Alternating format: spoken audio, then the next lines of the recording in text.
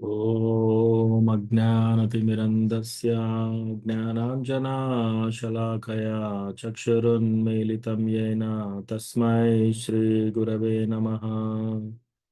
श्रीचैतन्यमनोभीष्टं स्थापितं येन भूतले स्वयं रूपा कदा मह्यं ददाति स्वपदान्तिकम्। वन्देऽहं श्रीगुरो श्रीयुतापदकमलं श्रीगुरून् वैष्णवांश्च श्रीरूपं साग्रजातां सहगना रघुनाथान्वितं तं सजीवं साद्वैतं सावधूतं परिजनसहितं कृष्णचैतन्यदेवं श्रीराधा कृष्णपादान् सहगना ललिता श्रीविशाखान्वितांश्च। हे कृष्णा करुणा सिन्धो दीनबन्धो जगत्पते गोपेशा गोपिका कान्ता राधा कान्ता नमोऽस्तु ते। तप्त कांचन गौरांगी राधे वृंदावनेश्वरी वृषभानुसुते देवी प्रणमामि हरिप्रिये। वाञ्छाकल्पतरुभ्यश्च कृपा सिन्धुभ्य एव च पतितानां पावनेभ्यो वैष्णवेभ्यो नमो नमः। जय श्री कृष्ण चैतन्य प्रभु नित्यानंद श्री अद्वैता गदाधारा श्रीवासादि गौरभक्त वृंदा। हरे कृष्णा कृष्णा कृष्णा हरे हरे, हरे रामा राम राम हरे हरे। मत्समो नास्ति पापात्मा नपराधी च कश्चन परिहारेऽपि लज्जामे किं ब्रुवे पुरुषोत्तमा। युवतीनां यथा योनि यूनां च युवतौ यथा मनोभिरमते तद्वन्मनो मे रमतां त्वयि। भूमौ स्खलितपादानां भूमिरेवावलम्बनं त्वयि जाता अपराधानां त्वामेव शरणं प्रभो। गोविन्दवल्लभे राधे प्रार्थये त्वमहं सदा त्वदीयम् इति जानातु गोविन्दो मां त्वया सह। राधे वृन्दावनाधीशे करुणामृतवाहिनी कृपया निजपादाब्जा दास्यं मह्यं प्रदीयताम्। तृणादपि सुनीचेन तरोरपि सहिष्णुना मानिना मानदेन कीर्तनीया सदा हरिः। कथञ्चन स्मृते यस्मिन् दुष्करं सुकरं भवेत् विस्मृते विपरीतं स्यात् श्रीचैतन्यं नमामि तम्। संसारदुःखजलदौ प्रतितस्य कामा क्रोधादिनक्रमकरे कबलीकृतस्य दुर्वासना निगडितस्य निराश्रयस्य चैतन्यचन्द्र मम देहि पदावलम्बम्। चैतन्यचन्द्र मम देहि पदावलम्बम्। हरे कृष्णा सरिता माता जी दंडवत प्रणाम। हरे कृष्ण प्रभु जी। हरे कृष्णा कृष्णमूर्ति प्रभु वसंती माता जी दंडवत प्रणाम। हरे कृष्णा प्रभु जी, प्रणाम प्रभु जी। సో ఈ రోజు మనము క్లాస్ ప్రారంభించే ముందు ఎవరికైనా ఏమైనా ప్రశ్నలు టాపిక్స్ ఏమైనా ఉన్నాయా?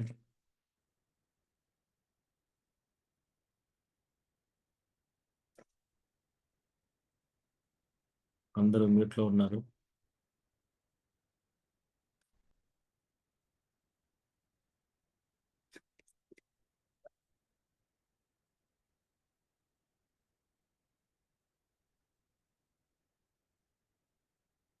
हरे कृष्णा प्रभु जी।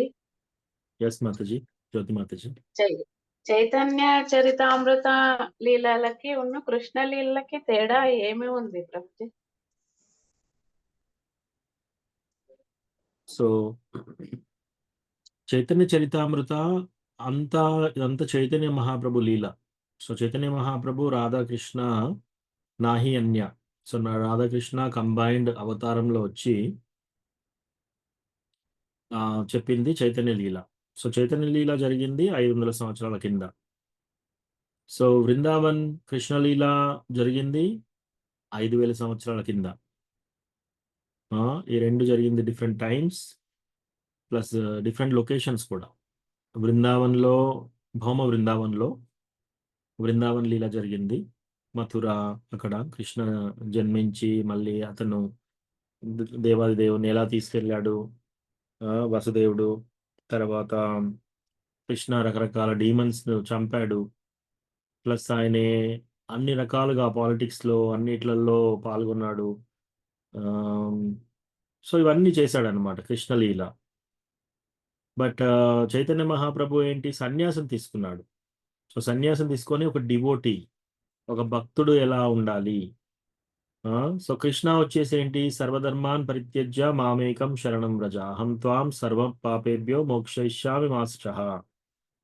మీ అన్ని ధర్మాలను వదిలేయండి, నా ఒక్కడిని శరణు తీసుకోండి అని కృష్ణ చెప్పాడనమాట. కానీ ఆ శరణు ఎలా తీసుకోవాలి అనేది నేర్పింది చైతన్య మహాప్రభు. ఒక డివోటీ ఎలా ఉండాలి, ఎలా ప్రవర్తించాలి, డివోటీ డీలింగ్స్ ఎలా ఉండాలి, ఇదంతా చైతన్య లీలలో ఉంటాయి. సో, చైతన్య చరితామృతం చాలా బ్యూటిఫుల్‌గా ఉంటుంది. సో, అది డిఫరెన్స్ మాతాజీ.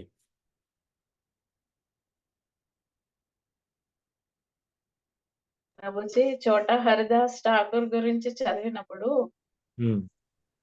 అందులో మళ్ళీ తర్వాత కృష్ణదాస కవిరాజ గోస్వామి కూడా అర్థము మనము తెలుసుకోలేము అని ఉంది ప్రభుజీ. అది చూసినప్పుడు నాకు ఏముంది తేడా అని అనిపించింది ప్రభు.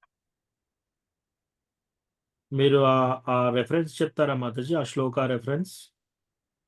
చెప్తాను ప్రభు.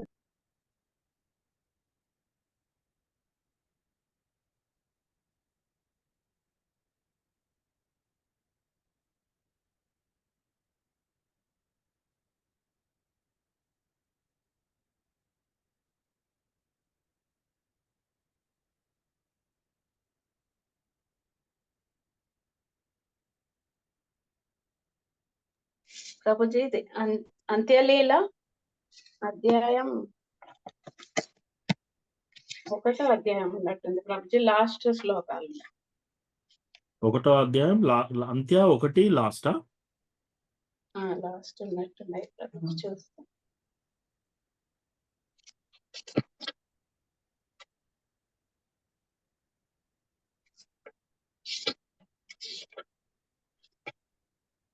అంటే ఇది సెకండ్ చాప్టర్ ప్రభుజీ. సెకండ్.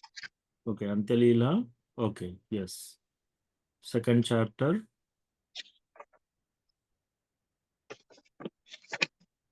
దాంట్లో లాస్ట్.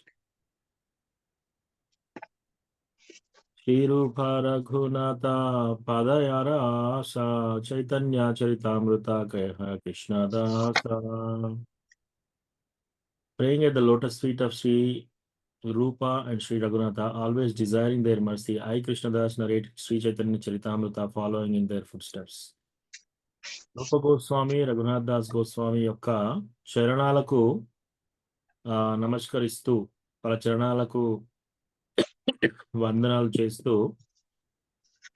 నేను కృష్ణదాస్ కవిరాజ్ గోస్వామి వాళ్ళ యొక్క మర్సి, వాళ్ళ యొక్క కృపా పాత్రుని కావాలి అని ఈ చైతన్య చరితామృతాన్ని నేను వివరిస్తున్నాను. వాళ్ళ యొక్క అడుగుజాడల్లో నడవాలి అని చెప్పి. అంటే ఇంత హ్యూమిలిటీ అనమాట, వినమ్రతా భావం కృష్ణదాస్ కవిరాజ్ గోస్వామి. సో, అలా చెప్తున్నాడు. దీంట్లో ఏమంటున్నాడు? మీరన్నది 7వ పాయింటా మాతాజీ? మీకు డౌట్ ఉన్నది?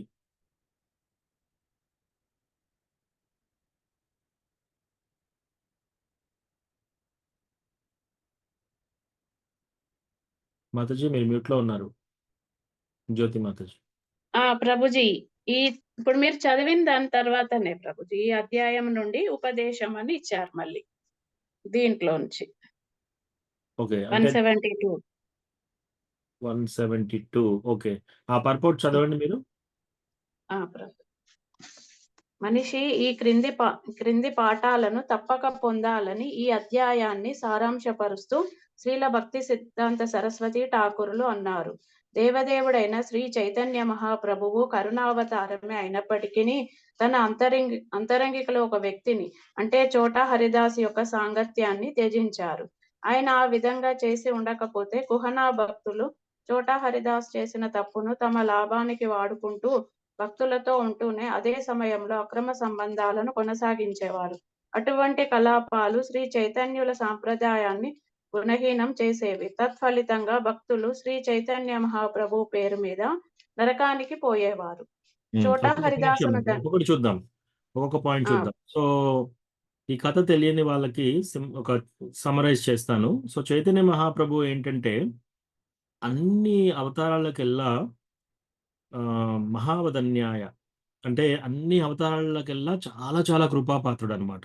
సో కృష్ణ ఏమన్నాడు, సర్వధర్మాన్ పరిత్యజ్య, మీరు నన్ను ఆశ్రయించి నా శరణు తీసుకుంటే మీ పాపాలన్నీ నేను విముక్తి చేస్తానన్నాడు. కానీ చైతన్య మహాప్రభు అసలు అట్లా కూడా చేయట్లేరు. మీరు నన్ను శరణు తీసుకోండి నేను కృప ఇస్తానని. ఆయన డైరెక్ట్‌గా కృప ఇట్లా ఇచ్చేస్తున్నాడు అందరికి. కృష్ణ భగవానుని యొక్క కృప. సో ఈ చైతన్య అవతారంలో అనర్పిత చరీంచిరాత్ ఆ యొక్క శ్లోకంలో ఏం చెప్తారంటే, ఏ అవతారంలో కూడా కృష్ణ భగవానుడు కానీ, కృష్ణ భగవాను యొక్క అంశలు కానీ, అంశల యొక్క అంశ కానీ ఏ అవతారంలో వచ్చినా సరే, ఇంత పెద్ద కృపాపాత్రులు కృప ఇవ్వడం అనేది ఇంకెక్కడా జరగలేదనమాట. ఈయన ఏం చేస్తున్నాడు, డైరెక్ట్‌గా వ్రజభక్తి, మనందరికీ వ్రజభక్తి అందజేస్తున్నాడనమాట. ఈ యొక్క చైతన్య లీలాలో. సారీ, ఈ యొక్క చైతన్య మహాప్రభు గోపీ భావంతో, గోపి యొక్క భావంతో మనం ఎలా చేయాలి అనేది, వాళ్ళ యొక్క ప్రేమ కృష్ణ భగవాను మీద ఎంత ఉంది అంటే అది అత్యధికం అనమాట. ఇంకంతకంటే ప్రేమ ఇంకెవరు చూపించరు. సో అటువంటి ప్రేమ వ్రజభక్తి, గోపాస్, వీళ్ళు గోపీస్, తర్వాత వ్రజలో ఉన్న యశోద, నంద మహారాజు, వాళ్ళు కృష్ణ భగవానుడి మీద ఎంత ప్రేమగా ఉంటారో ఆ ప్రేమను మనకు పంచుతున్నారనమాట. సో అది అన్నిటికంటే హైయెస్ట్. అయితే ఇంకొకటి ఏంటంటే, ఇప్పుడు కృష్ణ భగవానుడు వచ్చినప్పుడు ఆయన ఆయుధాలు వాడాడు, కొందరిని సంహరించాడు, అలాంటివి చేశాడు. కానీ చైతన్య మహాప్రభు ఎవ్వరిని కూడా సంహరించలేదు. ప్లస్ ఎప్పుడు ఆయనే కృష్ణ భగవానుడి భక్తిలో ఆ భక్తుడు లాగానే ఉన్నాడనమాట. అది మనకు చూపిస్తున్నాడు. సో ఇందులో ఏమంటున్నారంటే, ఇక్కడ ఒక ఎపిసోడ్ జరిగింది. చోటా హరిదాస్ అని ఒక సన్యాసి ఉంటాడనమాట. సో ఆయన సన్యాసి అంటే ఇప్పుడు 4 వర్ణాలు, 4 రాష్ట్రమాలు, రైట్ మనకున్నది. ఏంటవి 4 వర్ణాలు ఏంటి? బ్రాహ్మణ, క్షత్రియ, వైశ్య, శూద్ర. అట్లాగే ఆశ్రమాలేంటి? బ్రహ్మచారి ఆశ్రమం, గృహస్థాశ్రమం, వానప్రస్థాశ్రమం, సన్యాసాశ్రమం. సో చిన్నప్పుడు ఎవరైతే వాళ్ళు స్కూల్‌కి వెళ్తారో బ్రహ్మచారి ఆశ్రమంలోకి వెళ్ళి వాళ్ళు చదువుకుంటారు. బ్రహ్మచారిగా చాలా రోజులు ఉంటారు. వాళ్ళెప్పుడైతే అన్ని వేదాలు చదువుకున్న తర్వాత వాళ్ళు అలాగే బ్రహ్మచారిగా ఉండి, అట్లాగే డైరెక్ట్‌గా సన్యాసం తీసుకుంటారు కొందరు. సో అదొక అవకాశం.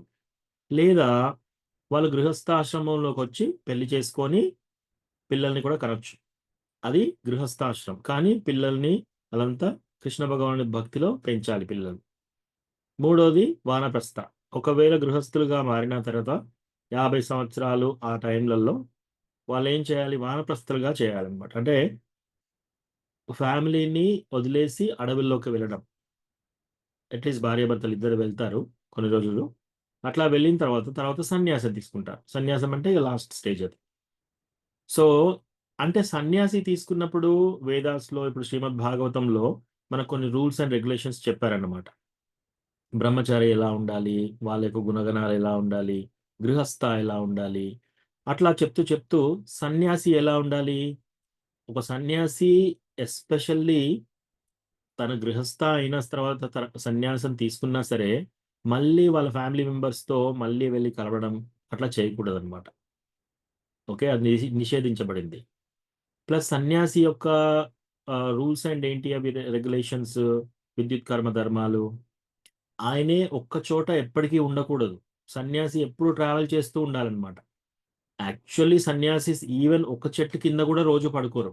ఎందుకంటే ప్రతిరోజు ఒక చెట్టు కిందనే పడుకుంటే వాళ్ళు చక్కగా దాన్ని వాళ్ళు పడుకునే ఆసనం కింద రాళ్ళు లేకుండా స్మూత్‌గా చేసుకొని, ఈ చెట్టు కింద నీడ కరెక్ట్‌గా వస్తుంది. ఇట్లా అటాచ్‌మెంట్ దాంట్లో కూడా సంగత్వం వచ్చేస్తుంది. కాబట్టి వాళ్ళు రోజు ఒక డిఫరెంట్ చెట్టు కింద పడుకోవాలి. ప్లస్ ఎక్కడికైనా వెళ్తూ భిక్ష తీసుకొని వాళ్ళు ఈ యొక్క కృష్ణ భగవానుడి కథ అందరికి చెప్తూ వెళ్ళాలన్నమాట. అందరిని. అది బేసికల్లీ సన్యాసి చేయాల్సింది. ఎస్పెషల్లీ ఇంకా సన్యాసం తీసుకున్న తర్వాత స్త్రీ సాంగత్యం ఎట్టి పరిస్థితిలో ఉండకూడదన్నమాట. ఒకరినొకరు కలవడము అట్లా కూడా. అయితే ఇక్కడ ఈ పాయింట్‌లో ఏం చెప్తున్నాడు? ఈ చాప్టర్‌లో ఒక చోటా హరిదాస్ అనేది ఆయన ఒక సన్యాసి ఉన్నాడు. ఆయన ఏం చేస్తారంటే ఒకసారి బియ్యం తీసుకురమ్మని చెప్పి పంపిస్తారనమాట ఈ చోటా హరిదాస్‌ని. సో, ఈ చోటా హరిదాస్ ఆహ్, వెళ్ళి మన చైతన్య మహాప్రభుకు వండడానికి బియ్యం తీసుకురా అని చైతన్య మహాప్రభు అనుచరులు ఆయనకు చెప్పగానే ఆయన వెళ్తాడు షికీ మహితి. సో, షికీ మహితి అనే ఒక డివోటీ ఇంటికి వెళ్ళి ఆ షికీ మహితి యొక్క సిస్టర్, వాళ్ళ యొక్క చెల్లె ఆమెను చూస్తూ అక్కడ బియ్యం తీసుకోవడానికి ఒక ఇంకొక ఆమె ఉంటుంది. తర్వాత ఆమెను వేరే విధంగా చూస్తాడంతే. అంటే ఒక ప్రాపంచిక కోరికలతో చూస్తాడు. అవి అట్లా చూసాడు కాబట్టి చైతన్య మహాప్రభు ఆయన రిజెక్ట్ చేస్తాడనమాట. ఇక్కడ ఎందుకు రిజెక్ట్ చేస్తున్నాడు? నువ్వు సన్యాసం తీసుకున్నావు ఆల్రెడీ. సో, సన్యాసం తీసుకున్నప్పుడు ఇటువంటి వాటికి చాలా దూరంగా ఉండాలి. అందుకని అప్పుడు వచ్చిన తర్వాత అప్పటినుంచి ఇంకా ఆయనతో మాట్లాడడు చైతన్య మహాప్రభు. ఆయనను పంపించేస్తాడనమాట. పంపించేస్తే డివోటీస్ అందరూ వచ్చి, అయ్యో! చోటా హరిదాస్‌ని పంపించేశాడు గదా! ఇట్లా అని చెప్పేసి మళ్ళీ ఒక వారం రోజుల తర్వాత మళ్ళీ వచ్చి, మళ్ళీ పిలుద్దాం ఆ డివోటీకి మనం షెల్టర్ ఇయ్యకపోతే ఎట్లా? మన సాంగత్యం ఇవ్వకపోతే ఎలా? అని అందరు డివోటీస్ పిటిషన్ పెట్టినా కూడా మహాప్రభు చాలా సీరియస్‌గా చెప్తారనమాట. మీరు ఇంకోసారి నాకు ఈ చోటా హరిదాస్ విషయం నా దగ్గర తీసుకొస్తే నేను ఇక్కడి నుంచి వెళ్ళిపోతాను. మిమ్మల్ని కూడా త్యజిస్తానని చెప్పేసి. సో, ఈ విషయంలో చాలా స్ట్రిక్ట్‌గా ఉంటాడనమాట. మళ్ళీ చోటా హరిదాస్‌ని అసలు కుటీరంలో కూడా రానివ్వడు. ఆయనతో మాట్లాడడు. అట్లా కూడా చేయడనమాట. సో, అట్లా చేసి లాస్ట్‌కి ఆయన పంపిస్తే ఈ చోటా హరిదాసు ఓ వారం రోజులు, నెల రోజులు అట్లా చూసి ఆయనకు లోపట చాలా బాధపడుతున్నాడనమాట. అయ్యో! చైతన్య మహాప్రభు యొక్క సాంగత్యం లేదు నాకు. డివోటీస్ సాంగత్యం లేదు. ఆయన నన్ను వెలివేశాడు అని చెప్పేసి అలా కొన్ని రోజులు ఉపవాసం ఉంటాడు. అట్లా ఉండి లాస్ట్‌కి త్రివేణి సంగమంలో అక్కడ ఉండి ఆయనే సూసైడ్ చేసుకుంటాడు చోటా హరిదాస్. సో, సూసైడ్ చేసేసుకుంటే అంటే ఎంతకీ మళ్ళీ కృప ఇవ్వట్లేడు చైతన్య మహాప్రభు. చైతన్య మహాప్రభు అందరికంటే కృపాలు. ఈ విషయంలో చాలా స్ట్రిక్ట్‌గా ఉన్నాడనమాట. చాలా స్ట్రిక్ట్‌గా ఉన్నాడు. అయితే ఈ చాప్టర్ అంతా చోటా హరిదాస్ స్టోరీ అనమాట. లాస్ట్‌కి ఆయనే ఆత్మహత్య చేసుకున్న తర్వాత ఆహ్, ఒక రూపం లేకుండా, అంటే ఆ చెట్టు పైన ఒక దయ్యంలాగా ఉండి ఆయనే పాటలు పాడుతూ ఉంటాడనమాట. సో, అట్లా చేసేవాడు. లాస్ట్‌కు అటువంటిది ఆయనకు దక్కింది. సో, దీంట్లో ఇప్పుడు సమ్మరైజ్ చేస్తున్నారు ఈ చాప్టర్‌లో. ఈ చాప్టర్ అంతా అయిపోయినాక మనకి ప్రభుపాద్ ఇదంతా రాస్తున్నాడనమాట. ఎందుకిలా జరిగింది? చైతన్య మహాప్రభు ఎందుకిలా చేశాడు అని. సో, మాతాజీ మళ్ళీ ఇప్పుడు భాష్యం మొదటి నుంచి చదవండి.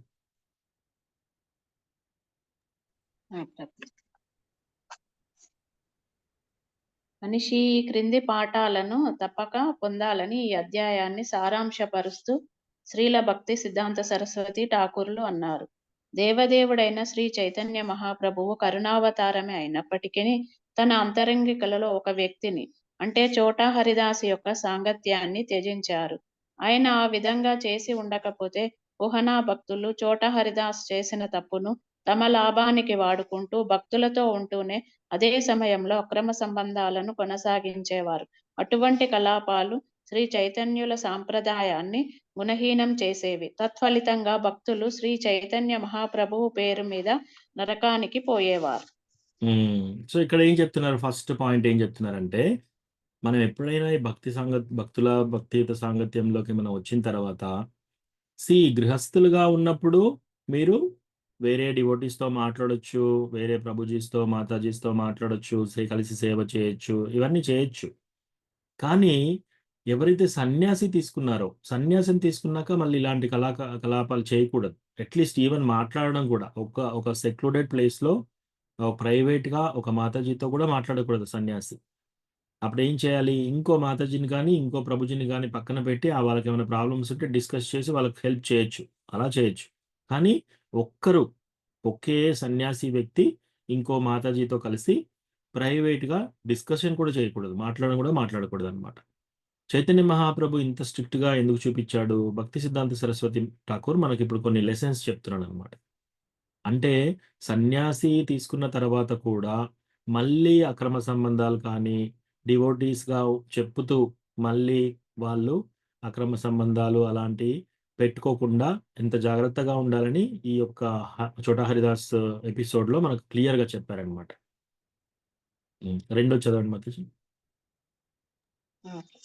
చోటా హరిదాసును దండించడం ద్వారా శ్రీ చైతన్యులు తమ సాంప్రదాయాన్ని పురోగమింపజేసే ఆచార్యులకు చక్కని ప్రమాణాన్ని నెలకొల్పారు.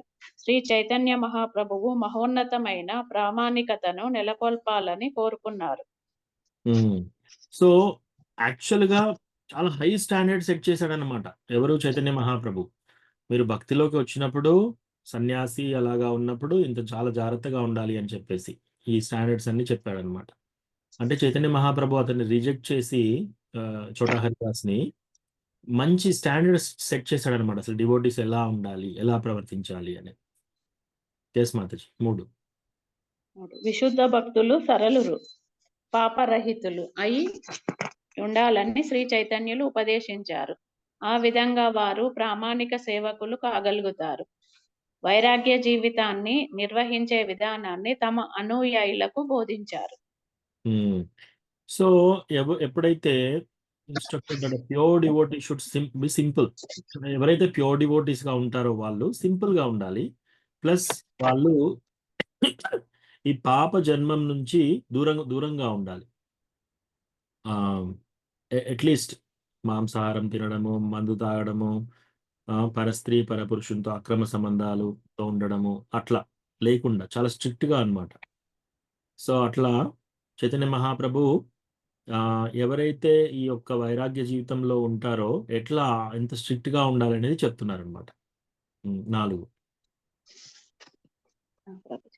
తమ భక్తులు మహోన్నతులని, వారి నైజం ఆదర్శనీయమని శ్రీ చైతన్యులు నిరూపించగోరారు.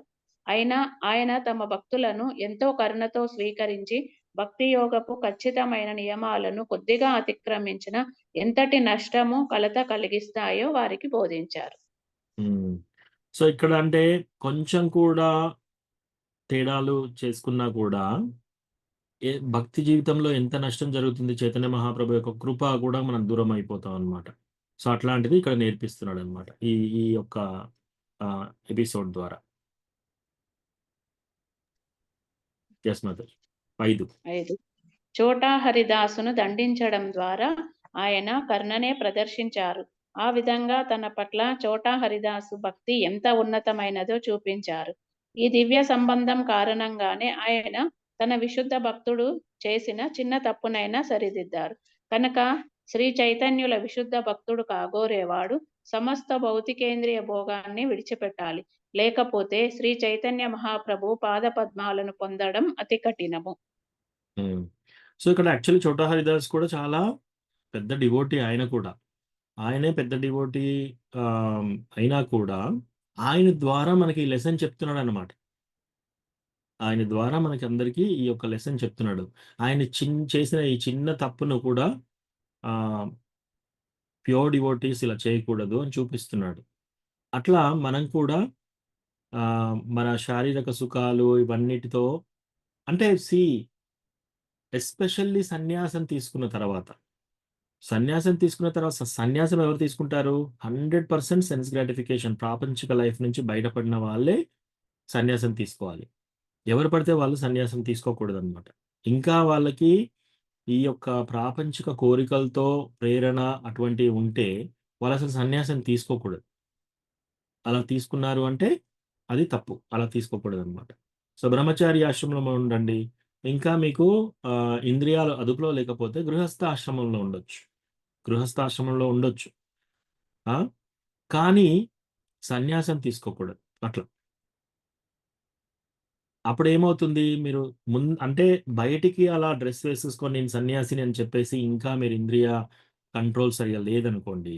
అట్లా చూపిస్తే మీకు చైతన్య మహాప్రభు యొక్క కృప అందదు. 6 చదవండి. 6 ప్రయాగ, మధుర లేదా బృందావనము వంటి సుప్రసిద్ధమైన తీర్థక్షేత్రంలో మరణిస్తే మనిషి సమస్త పాప విముక్తుడై భగవదాశ్రయాన్ని పొందుతాడు. సో, ఎవరైనా కూడా మథురాలో కానీ, వృందావన్ ధామ్‌లో కానీ, ప్రయాగలో కానీ ఎవరైనా మరణిస్తారనుకోండి, ఇవన్నీ చాలా పుణ్యక్షేత్రాలు. ఇటువంటి దగ్గర మరణిస్తే వాళ్ళ యొక్క సర్వ పాపాలు తొలగిపోయి వాళ్ళు భగవద్ధామానికి చేరుకుంటారు. 7 7 విశుద్ధ భక్తుడు లేదా విశ్వాసం కలిగిన భక్తుడు ఒకవేళ పతనం చెందిన మహాప్రభు కరుణచే చివరకు భగవద్ధామానికి వెళ్ళే అవకాశాన్ని పొందుతాడు. సో, ఈ ఎపిసోడ్‌లో చోటా హరిదాస్ ఎక్కడికి వెళ్ళాడు? భగవద్ధామానికే వెళ్ళాడు. యెస్. అంత స్ట్రిక్ట్‌గా చూపించినా కూడా ఆయనే ఆహ్, ఈ కాన్ఫ్లుయెన్స్‌లో ఆయన ప్రాణత్యాగం చేశాడు కాబట్టి ఆయనే అక్కడికే వెళ్ళాడు. అట్లా చెప్పి ఏం చెప్తున్నారు ఇక్కడ? ఈ శుద్ధమైన భక్తులు మళ్ళీ కృష్ణ భగవానుడి లోకానికే చేరుకుంటారనమాట. అట్లా చెప్తున్నారనమాట. సో, అది ఇక్కడ మెసేజ్. సో, ఇది చదివిన తర్వాత ఇంకా కొన్ని చూద్దాం మనం ఇంకొక 2 శ్లోకాలు.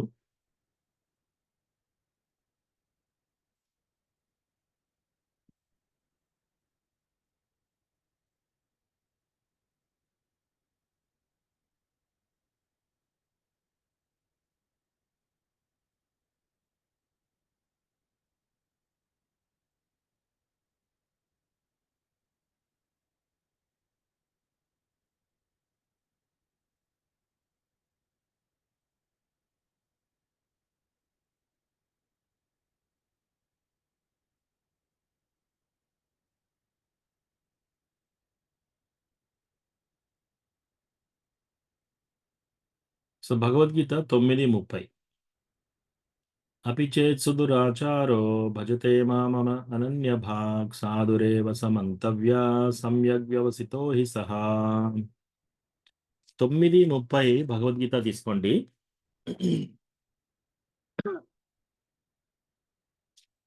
ఇక్కడ ఏమంటున్నాడు? మిక్కిలి హేయమైన కార్యము ఒనరించినప్పటికీ మనుజుడు భక్తియుత సేవలో నియుక్తుడైనచో తన సంకల్పమున స్థిర నిశ్చయుడై ఉన్నందున అతనిని సాధువుగానే పరిగణింపవలెను. కృష్ణ భగవానుడు చెప్తున్నాడు ఈ మాట. ఏమంటున్నాడు? మిక్కిలి హేయమైన కార్యము ఒనరింపినప్పటికిను ఎవరైనా చాలా అతి ఘోరమైన హేయమైన కార్యం చేసినా సరే, చాలా తప్పు పాపమైన కార్యం చేసినా సరే, భక్తియుత సేవలో నియుక్తుడైనచో వాళ్ళు అట్లా చేసినా కూడా భక్తియుత సేవ నుంచి పడిపోలేదు. ఇంకా చాంటింగ్ చేస్తున్నారు, ఇంకా టెంపుల్కి వస్తున్నారు, ఇంకా డివోటీగానే ఇంకా ట్రై చేస్తున్నారు వాళ్ళు. తన సంకల్పమున స్థిర నిశ్చయుడై ఎవరైతే అట్లా స్థిర నిశ్చయంగా సంకల్పంలో భక్తియుత సేవ చేయాలని సంకల్పంలో ఉంటారో అతనిని మనం సాధువుగానే పరిగణింపవాలంట. అంటే మనం చాలా కేర్ఫుల్గా ఉండాలి. ఇప్పుడు మనకు ఒక్కొక్కసారి కొందరు డివోటీస్ ఎంతో తప్పు చేయడం మనం చూస్తాం. హరే కృష్ణ. లక్ష్మీ మాతాజీ, వర్ణ మాతాజీ, దండవత్ ప్రణామం. హరే కృష్ణ ప్రభుజీ. నేను అమెరికానే వచ్చిన 45 రోజులు అయింది కానీ అటెండ్ అవడానికి కుదరలేకపోయిన వారం అట్లా. Okay okay. సరే ప్రభుజీ. హరే కృష్ణ. హరే కృష్ణ. సో ఈ అంటే డివోటీస్ ఎవరైనా సరే వాళ్ళు ఇంకా భక్తియుత సేవ నుంచి పడిపోలేదు. అంటే భక్తియుత సేవ చేస్తున్నారు. అట్లా చేసేవాళ్ళు సడన్ గా ఏదైనా చాలా చాలా ఘోరమైన తప్పు చేసినా సరే, చాలా హేయమైన చాలా చాలా పాపమైన పని చేసినా సరే, మనం వాళ్ళని స్టిల్ ఏం చేయాలి? సాధువుగానే పరిగణించాలన్నమాట. అపిచే సుదురాచారం, ఎంత పెద్ద దురాచారం చేసినా సరే వాళ్ళు. అంటే కొందరు ఏం చేస్తారు? భక్తి వదిలేసి చేస్తారు. వాళ్ళని సాధువులు అంటలేరు ఇక్కడ. ఏమంటున్నారు? సాధువుగా ఉంటూ ఎవరన్నా సడన్ గా వాళ్ళ యొక్క పూర్వజన్మల వాళ్ళ యొక్క కండిషనింగ్, పూర్వజన్మల వాసనాస్తోటి అట్లా ఎవరన్నా అతి హేయమైన కార్యక్రమం చేసినా సరే, అతి హేయమైన పాపం చేసినా సరే, నువ్వేం డివోటీ ఇట్లాంటి పని చేసావని మనం వాళ్ళను దూషించవలసిన అవసరం లేదు అని కృష్ణ భగవానుడు ఇక్కడ చెప్తున్నాడు అనమాట.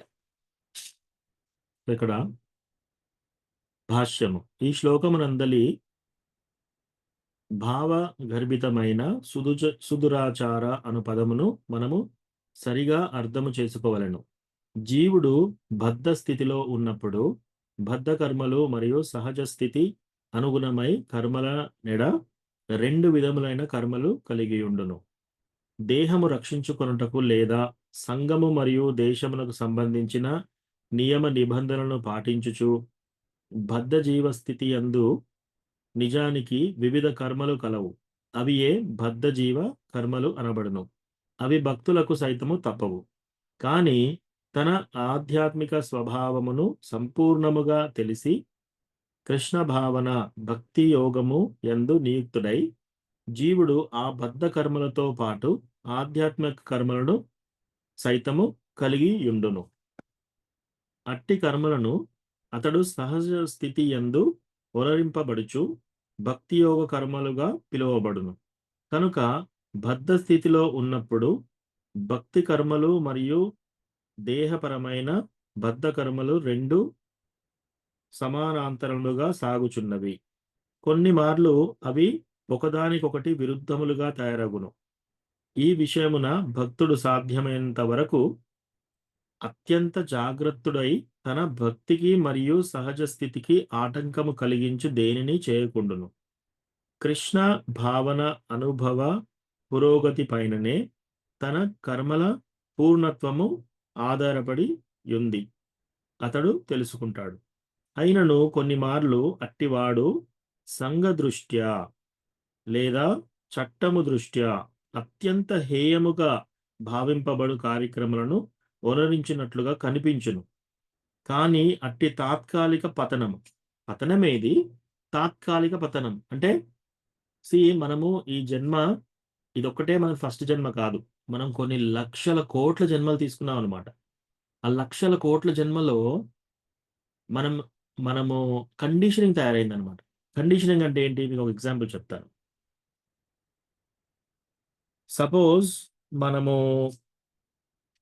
ఏదన్నా ఒక కోరిక, భౌతిక కోరిక ఉందనుకోండి, మీరు ఈచ్ టైం ఎక్కడ చూసినా సరే, ఇట్లా చూసినా సరే మన మైండ్ పిక్చర్స్ తీసుకుంటూ ఉంటుంది అనమాట. సినిమా చూసినా సరే, పోస్టర్ చూసినా సరే, ఎక్కడ చూసినా సరే పిక్చర్స్ తీస్తూ ఉంటుంది.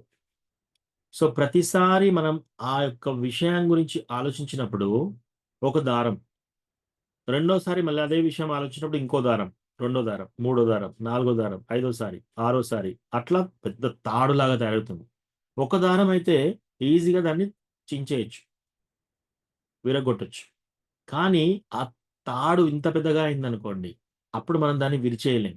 ఎందుకంటే కొన్ని లక్షల జన్మల నుంచి మనకు ఈ యొక్క వాసనాస్ ఉన్నాయన్నమాట. అందుకే మనం భక్తిలోకి వచ్చినా సరే కొన్ని విషయాల పట్ల ఇంకా మనం వాటిని వదిలించుకునే ప్రయత్నంలో చాలా కఠినంగా ఉంటుంది.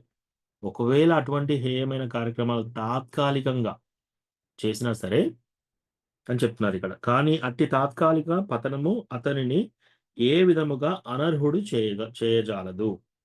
అంటే అట్లా అయిపోయింది కదా, ఇక నేను ఇంకా డివోషనల్ సర్వీస్ చేయలేను, ఇంకెందుకు, ఇంకా నా అన్ని కోరికలు ఇలాగే ఉన్నాయి, ఇంతకు ముందు అలాగే ఉన్నాను, ఇప్పుడు అలాగే ఉన్నాను, ఈ చాంటింగ్ ఎందుకు చేస్తాను, నీ భక్తి వదిలేస్తానని అట్లా వదిలేయకూడదు. ఇంకా వాళ్ళు అనర్హులు అని చెప్పలేం. అత్యంత శ్రద్ధతో భక్తియుత సేవ యందు నిలిచి ఉన్నవాడు ఒకవేళ పతనము పొందినను హృదయస్థుడైన పరమాత్ముడు అతనిని పవిత్రుని చేసి ఆ పాపమును క్షమించమని శ్రీమద్ భాగవతము తెలియజేయుచున్నది. అప్పుడు ఏం చేస్తాడు పరమాత్మ, కృష్ణ భగవానుడు ఏం చేస్తాడంటే క్షమించేస్తాడు అటువంటి పాపాలను. అనగా భౌతిక సంకల్పము అత్యంత బలమైన దగుటచే భగవత్ సేవయందు పూర్ణముగా నియుక్తుడైన యోగి సైతము కొన్ని మార్లు మాయకు గురి అగును. రైట్, మనం ఎంత మంచిగా డివోటిషనల్ సర్వీస్ చేసినా కూడా ఒకసారి మాయతో అటాక్ అయిపోతుంది మనకి. రైట్, కానీ కృష్ణ భక్తి యందు మరింత బలమైన మరింత బలమైన ఆగుటచే భక్తిని అట్టి తాత్కాలిక పతనము వెంటనే సరిదిద్దగలదు. భక్తి ఏం చేస్తుంది ఇమ్మీడియట్ గా అటువంటి తాత్కాలికంగా పతనం చెందిన వాళ్ళకి మళ్ళీ సరిదిద్దుతుంది అనమాట. కనుక భక్తి యోగం సదా జయమునే కలిగి ఉంచును. ఈ రెండిట్లలో ఎప్పుడైనా భక్తి యోగమే గెలుస్తుంది. రాబో శ్లోకమునందు వివరింపబడినట్లు భక్తుడు కృష్ణ భక్తి భావన యందు పూర్ణముగా నెలకొని ఉన్నంతనే కాలక్రమమున అట్టి యాదృచ్ఛిక పతనములు నిలిచిపోవునందున అతను నిజ మార్గము నుండి యాదృచ్ఛికముగా వైదొలిగినప్పుడు ఎవ్వరునూ అతనిని అవమానించరాదు. ఇక్కడ ఏమంటున్నాడు? క్రమక్రమంగా కొన్ని సంవత్సరాల తర్వాత భక్తి చేస్తూ చేస్తూ ఉండగా ఆ యొక్క పొరపాట్లు కూడా తగ్గిపోతాయి. కొన్ని పొరపాట్లు ఉన్నా సరే అవి కూడా తగ్గిపోతాయి. కానీ ఇప్పుడు భక్తిలోకి రాగానే వీళ్ళేంటి భక్తులు ఇటువంటి తప్పు చేశారు, కోపం ఎప్పుడు రాకూడదు భక్తులకు, నువ్వు భక్తుడి కదా నీకెలా కోపం వస్తుంది అని మనం వాళ్ళని నిందించరాదు. తాత్కాలికంగా కోపం వస్తుంది వాళ్ళకి, ఇంకా ఎందుకు ఆ కోపం వచ్చే స్వభావం ఇంత ముందు నుంచి ఉంది, కొన్ని జన్మల నుంచి ఉంది, వాళ్ళు ప్రయత్నిస్తున్నారు, చాంటింగ్ చేస్తున్నారు, వాళ్ళకి అలా కోపం రాకూడదని ఉంది, కానీ సడన్ గా వచ్చేసింది. సడన్ గా ఏదైనా హేయమైన కార్యక్రమం చేశారు. అట్లా చేసినప్పుడు కూడా క్రమక్రమంగా అది కూడా పోతుంది. కానీ ఒకటిసారి మనం భక్తుడైపోయి నువ్వు ఇలా కోపంగా ఇలా ప్రవర్తిస్తావు, ఇలా తప్పెలా చేస్తావు అని మనం వాళ్ళను నిందించరాదు. అప్పుడు మనం ఏం చేస్తున్నాం? వైష్ణవ అపరాధం చేస్తున్నాం. కాబట్టి డివోటీస్ ఏదైనా పడిపోయినా కూడా వాళ్ళ గురించి చెడుగా మనం ఎట్టి పరిస్థితుల్లో కూడా మాట్లాడుకోకూడదు. అది చాలా ఇంపార్టెంట్. సో ఇది అంటే ఈ రెండు ఆ చోటా హరిదాస్ ఎపిసోడ్ చదవగానే అసలు ఏంటి మనకు చాలా అదనిపిస్తుంది, అసలు నేను భక్తి చేయొచ్చా, కంటిన్యూ చేయొచ్చా లేదా అని. ఇంకొక ఎగ్జాంపుల్ ఉంది, అది సెర్చ్ చేస్తాను ఒక్క నిమిషం.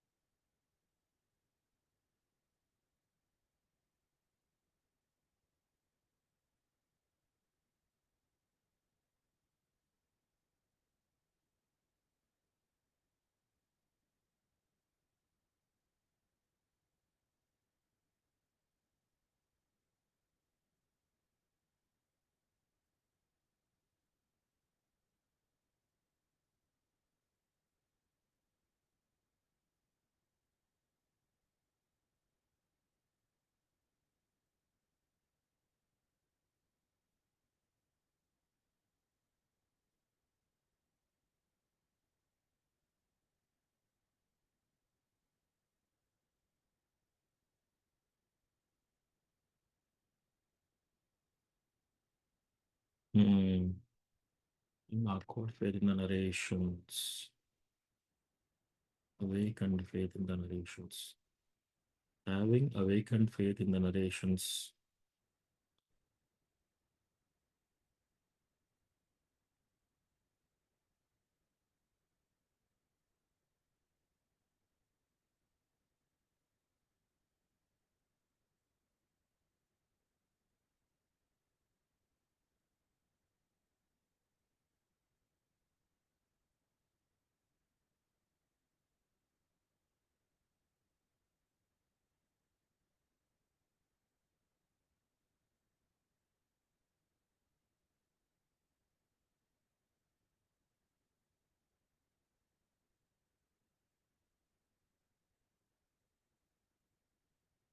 May pronounce all self-sufficient.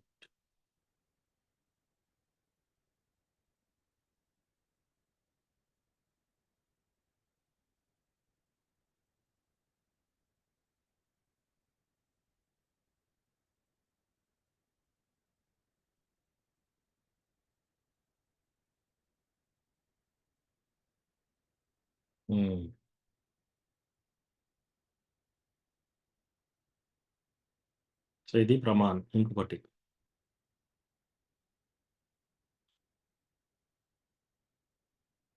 So ఇది 11 జనరల్ హిస్టరీ చాప్టర్ 20 ఏంటి? Pure devotional service surpasses knowledge and detachment. So ఇక్కడ యాక్చువల్గా ఉద్ధవుడికి కృష్ణ భగవానుడు చెప్తూ ఈ ప్యూర్ భక్తియుత సేవ జ్ఞాన మార్గము వైరాగ్యము అన్నిటికంటే కూడా ఇంకా ఎక్కువ అని చెప్తున్నాడు. అట్లా చెప్తూ చెప్తూ ఈ శ్లోకం చెప్తాడు అనమాట కృష్ణ భగవానుడు. ఏం చెప్తున్నాడు?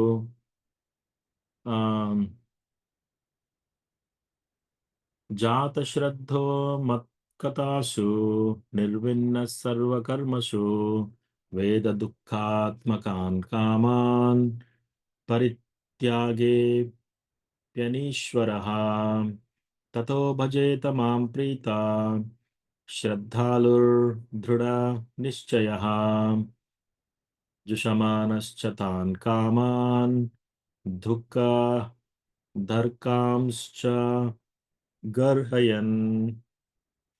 సో మాతాజీస్ ఎవరి దగ్గర మీకు శ్రీమద్ భాగవతం 11వ స్కందం 20వ చాప్టర్ ఉంటే తీసుకురండి. 11:20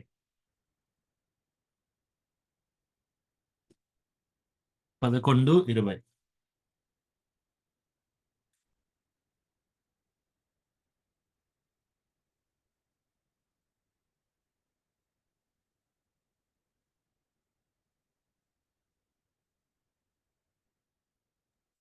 హరే కృష్ణ ప్రభుజీ. ఇదేనా ప్రభుజీ? యస్యాం నమే జాత శ్రద్ధో మత్కథాసు 11:20 20వ చాప్టర్ 11వ స్కందం 20వ చాప్టర్ 27-28 శ్లోకం.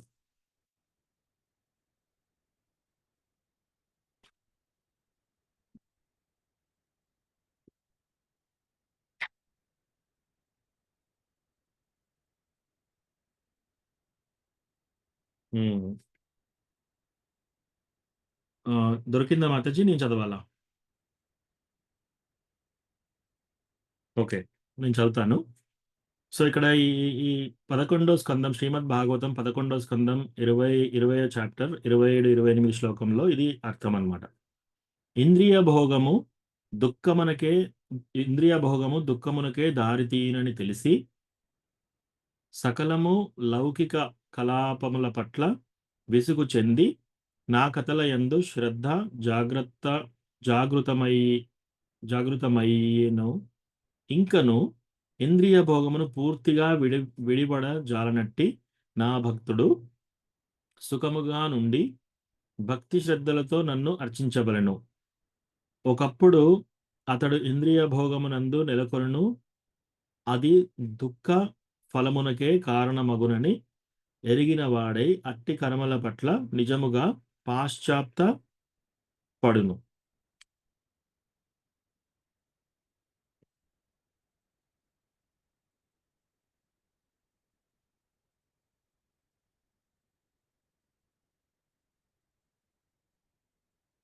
సో ప్రభుజీ చదవాలా? భాష్యం చదవాలా ప్రభుజీ? భాష్యం కాదు Mataji. Vishnu service becomes firmly destroyed, all the material desires of the heart are destroyed. ఈ రెండు మీనింగ్స్ చదవండి మాతాజీ. ఇది నెక్స్ట్ ఈ శ్లోకం నెక్స్ట్ శ్లోకం మీనింగ్స్ చదవండి. 27, 28, 29.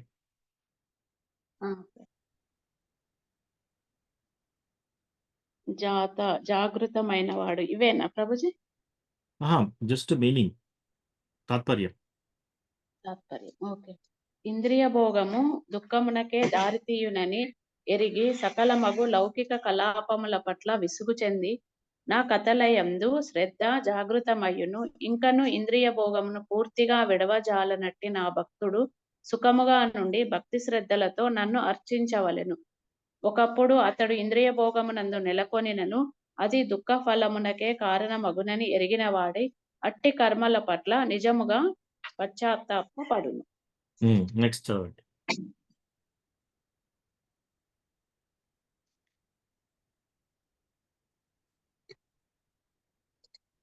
29.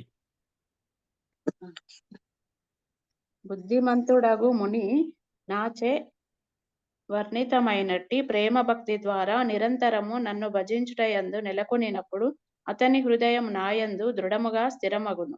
ఆ విధముగా హృదయమందలి సమస్తమగు విషయ కోరికలు నశించును. నెక్స్ట్ చదవండి. నన్ను సర్వాత్మునిగా దేవదేవునిగా గాంచినప్పుడు హృదయ గ్రంథి తెంపివేయబడును. సకల సంశయములు నశించును. కామ్య కర్మ పరంపర అంతరించును. ఉమ్.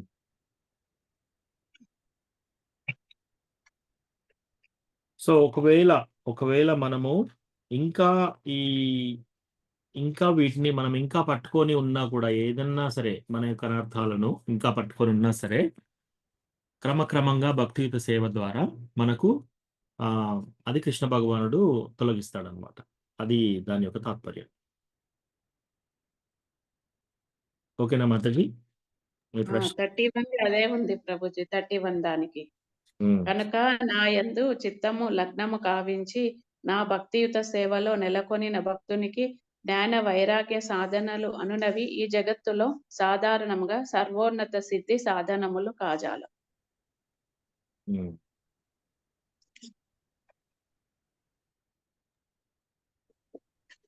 ప్రభుజీ, సిక్కి మహతి ఈ ముగ్గురు వ్యక్తులు అని ఇది ప్రభుజీ. ఇది పూర్వము ఆమె రాధారాణి అనుయాయి అని శ్రీ చైతన్య మహాప్రభు అంగీకరించారు.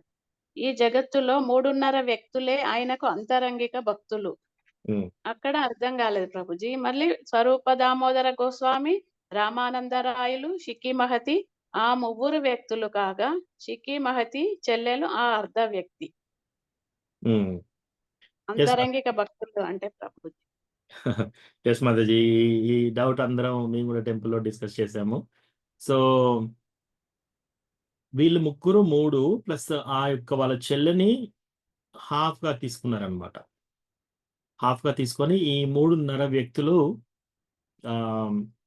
కృష్ణ భగవాన్ యొక్క అంతరంగ డివోటీస్ అనమాట. అంటే వాళ్ళకు చాలా దగ్గరగా ఉన్న డివోటీస్, ఇంటిమేట్ డివోటీస్. సో ఈయన ఏం చేశాడు, చోటా హరిదాస్ వెళ్ళి ఆ షికి మహితి యొక్క చెల్లెని చూసి అట్లా వేరే విధంగా చూశాడు. కాబట్టి వాళ్ళు చాలా ప్యూర్ డివోటీస్, కృష్ణ భగవాన్ యొక్క అంతరంగమైన డివోటీస్ అన్నమాట. సో అట్లా చూసినప్పుడు అందుకని ఆయనకు అట్లా దూరం పెట్టాడు. సో ప్యూర్ డివోటీ కాబట్టి. మరి వీళ్ళ ముగ్గురు అన్నారు, వాళ్ళ చెల్లెని మాత్రం హాఫ్ అని ఎందుకు తీసుకున్నారు అనేది మీ ప్రశ్న అదేనా? ప్రభుజీ అంతరంగిక అని అన్నారు, మళ్ళీ ఇది ఇట్లా ఉంది ఏంటి అని. అంతరంగిక అంటే వాళ్ళ యొక్క అంతరంగ. ఇప్పుడు ఫర్ ఎగ్జాంపుల్ మనకు ఎంతో మంది స్నేహితులు ఉంటారు. ఫర్ ఎగ్జాంపుల్ మనకు ఒక 10-15 మంది స్నేహితులు ఉన్నా సరే, ఒకరిద్దరితో మనం అన్ని చెప్పుకుంటాం. వాళ్ళు మన అంతరంగమైన స్నేహితులు. అట్లా చైతన్య మహాప్రభుకు వీళ్ళు ముగ్గురు ఇంటిమేట్ అంతరంగ డివోటీస్. అది క్లియర్ కదా? Okay okay Prabhuji. ఈ హాఫ్ ఎందుకు ఇచ్చారు వీళ్ళకనేది. సో హాఫ్ ఎందుకు ఇచ్చారు ఈమెకి అంటే అది జస్ట్ స్పెక్యులేషన్ మాతాజీ, జస్ట్ ఊహాగానం. అంటే ఆచార్య కామెంటరీస్ ఏమి ఇవ్వలేదు, నేను అనుకోవడం, ఇది జస్ట్ స్పెక్యులేషన్, నేను అనుకోవడమే. ఇది కరెక్ట్ అయినా కాకపోవచ్చు కూడా. ఇప్పుడు చైతన్య మహాప్రభు ఎవరు? Radharani Krishna combined Avatar. So ఈ షికి మహితి వాళ్ళ చెల్లె ఎవరు? రాధారాణి యొక్క ఎటర్నల్ అసోసియేట్, అంతరంగ డివోటీ. సో ఇప్పుడు చైతన్య మహాప్రభు ఎవరు?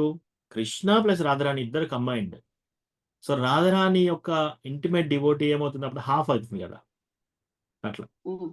కానీ ఇది జస్ట్ ఊహాగానం, తెలీదు. ఆచార్య కామెంటరీస్ అయితే అక్కడ ఏం రాయలేదు. అదొక స్పెక్యులేషన్. ఓకే, ఇంకేమైనా ప్రశ్నలు ఉన్నాయా?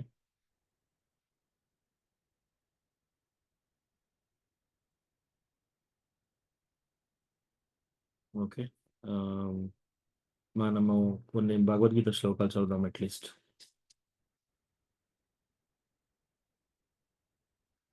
సో మనము లాస్ట్ టైం ఇక్కడ ఆపాము 32.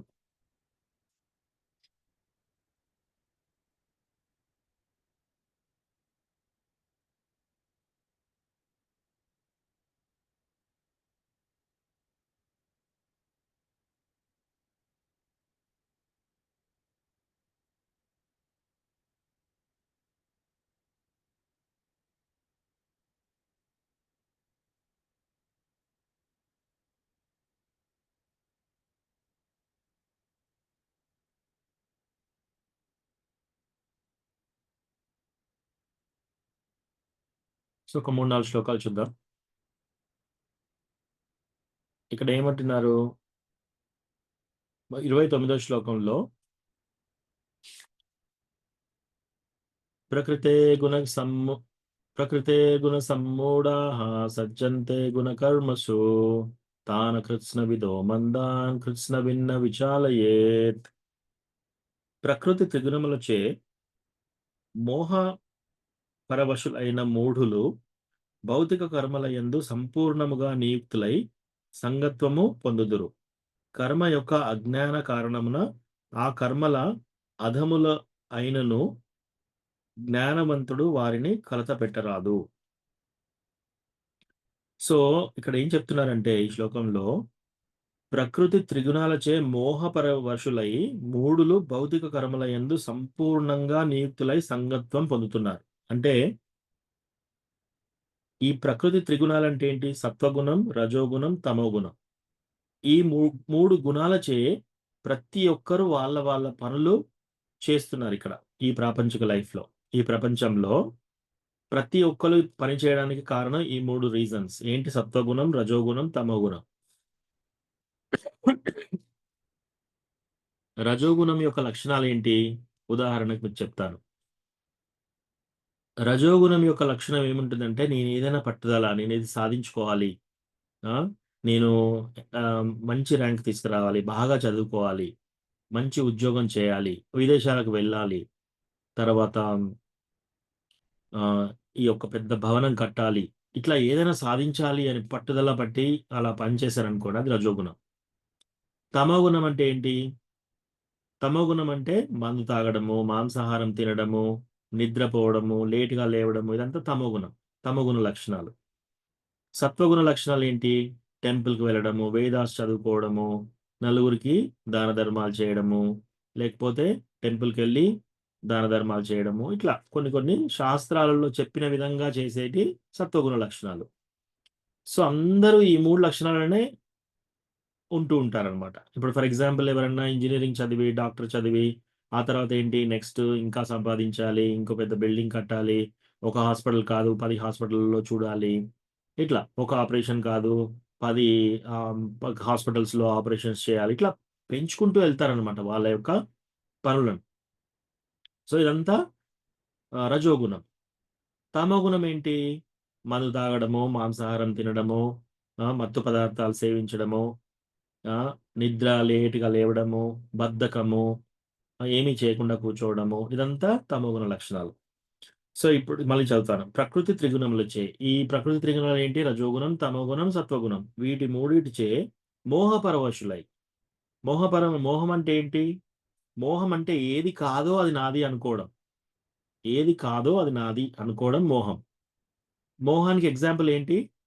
ఇతను నా భర్త, ఈయన నావాడు, ఈమె నా భార్య, ఈమె నా మనిషి, రైట్? ఈ పిల్లలు నా వాళ్ళు, వీళ్ళు నా వాళ్ళు. పిల్లలు పుట్టకముందు వాళ్ళ మీద ప్రేమ ఏంటో తెలియదు, వాళ్ళు ఎవరో తెలియదు, వాళ్ళు మగ ఆడ ఎవరు ఏం తెలియదు.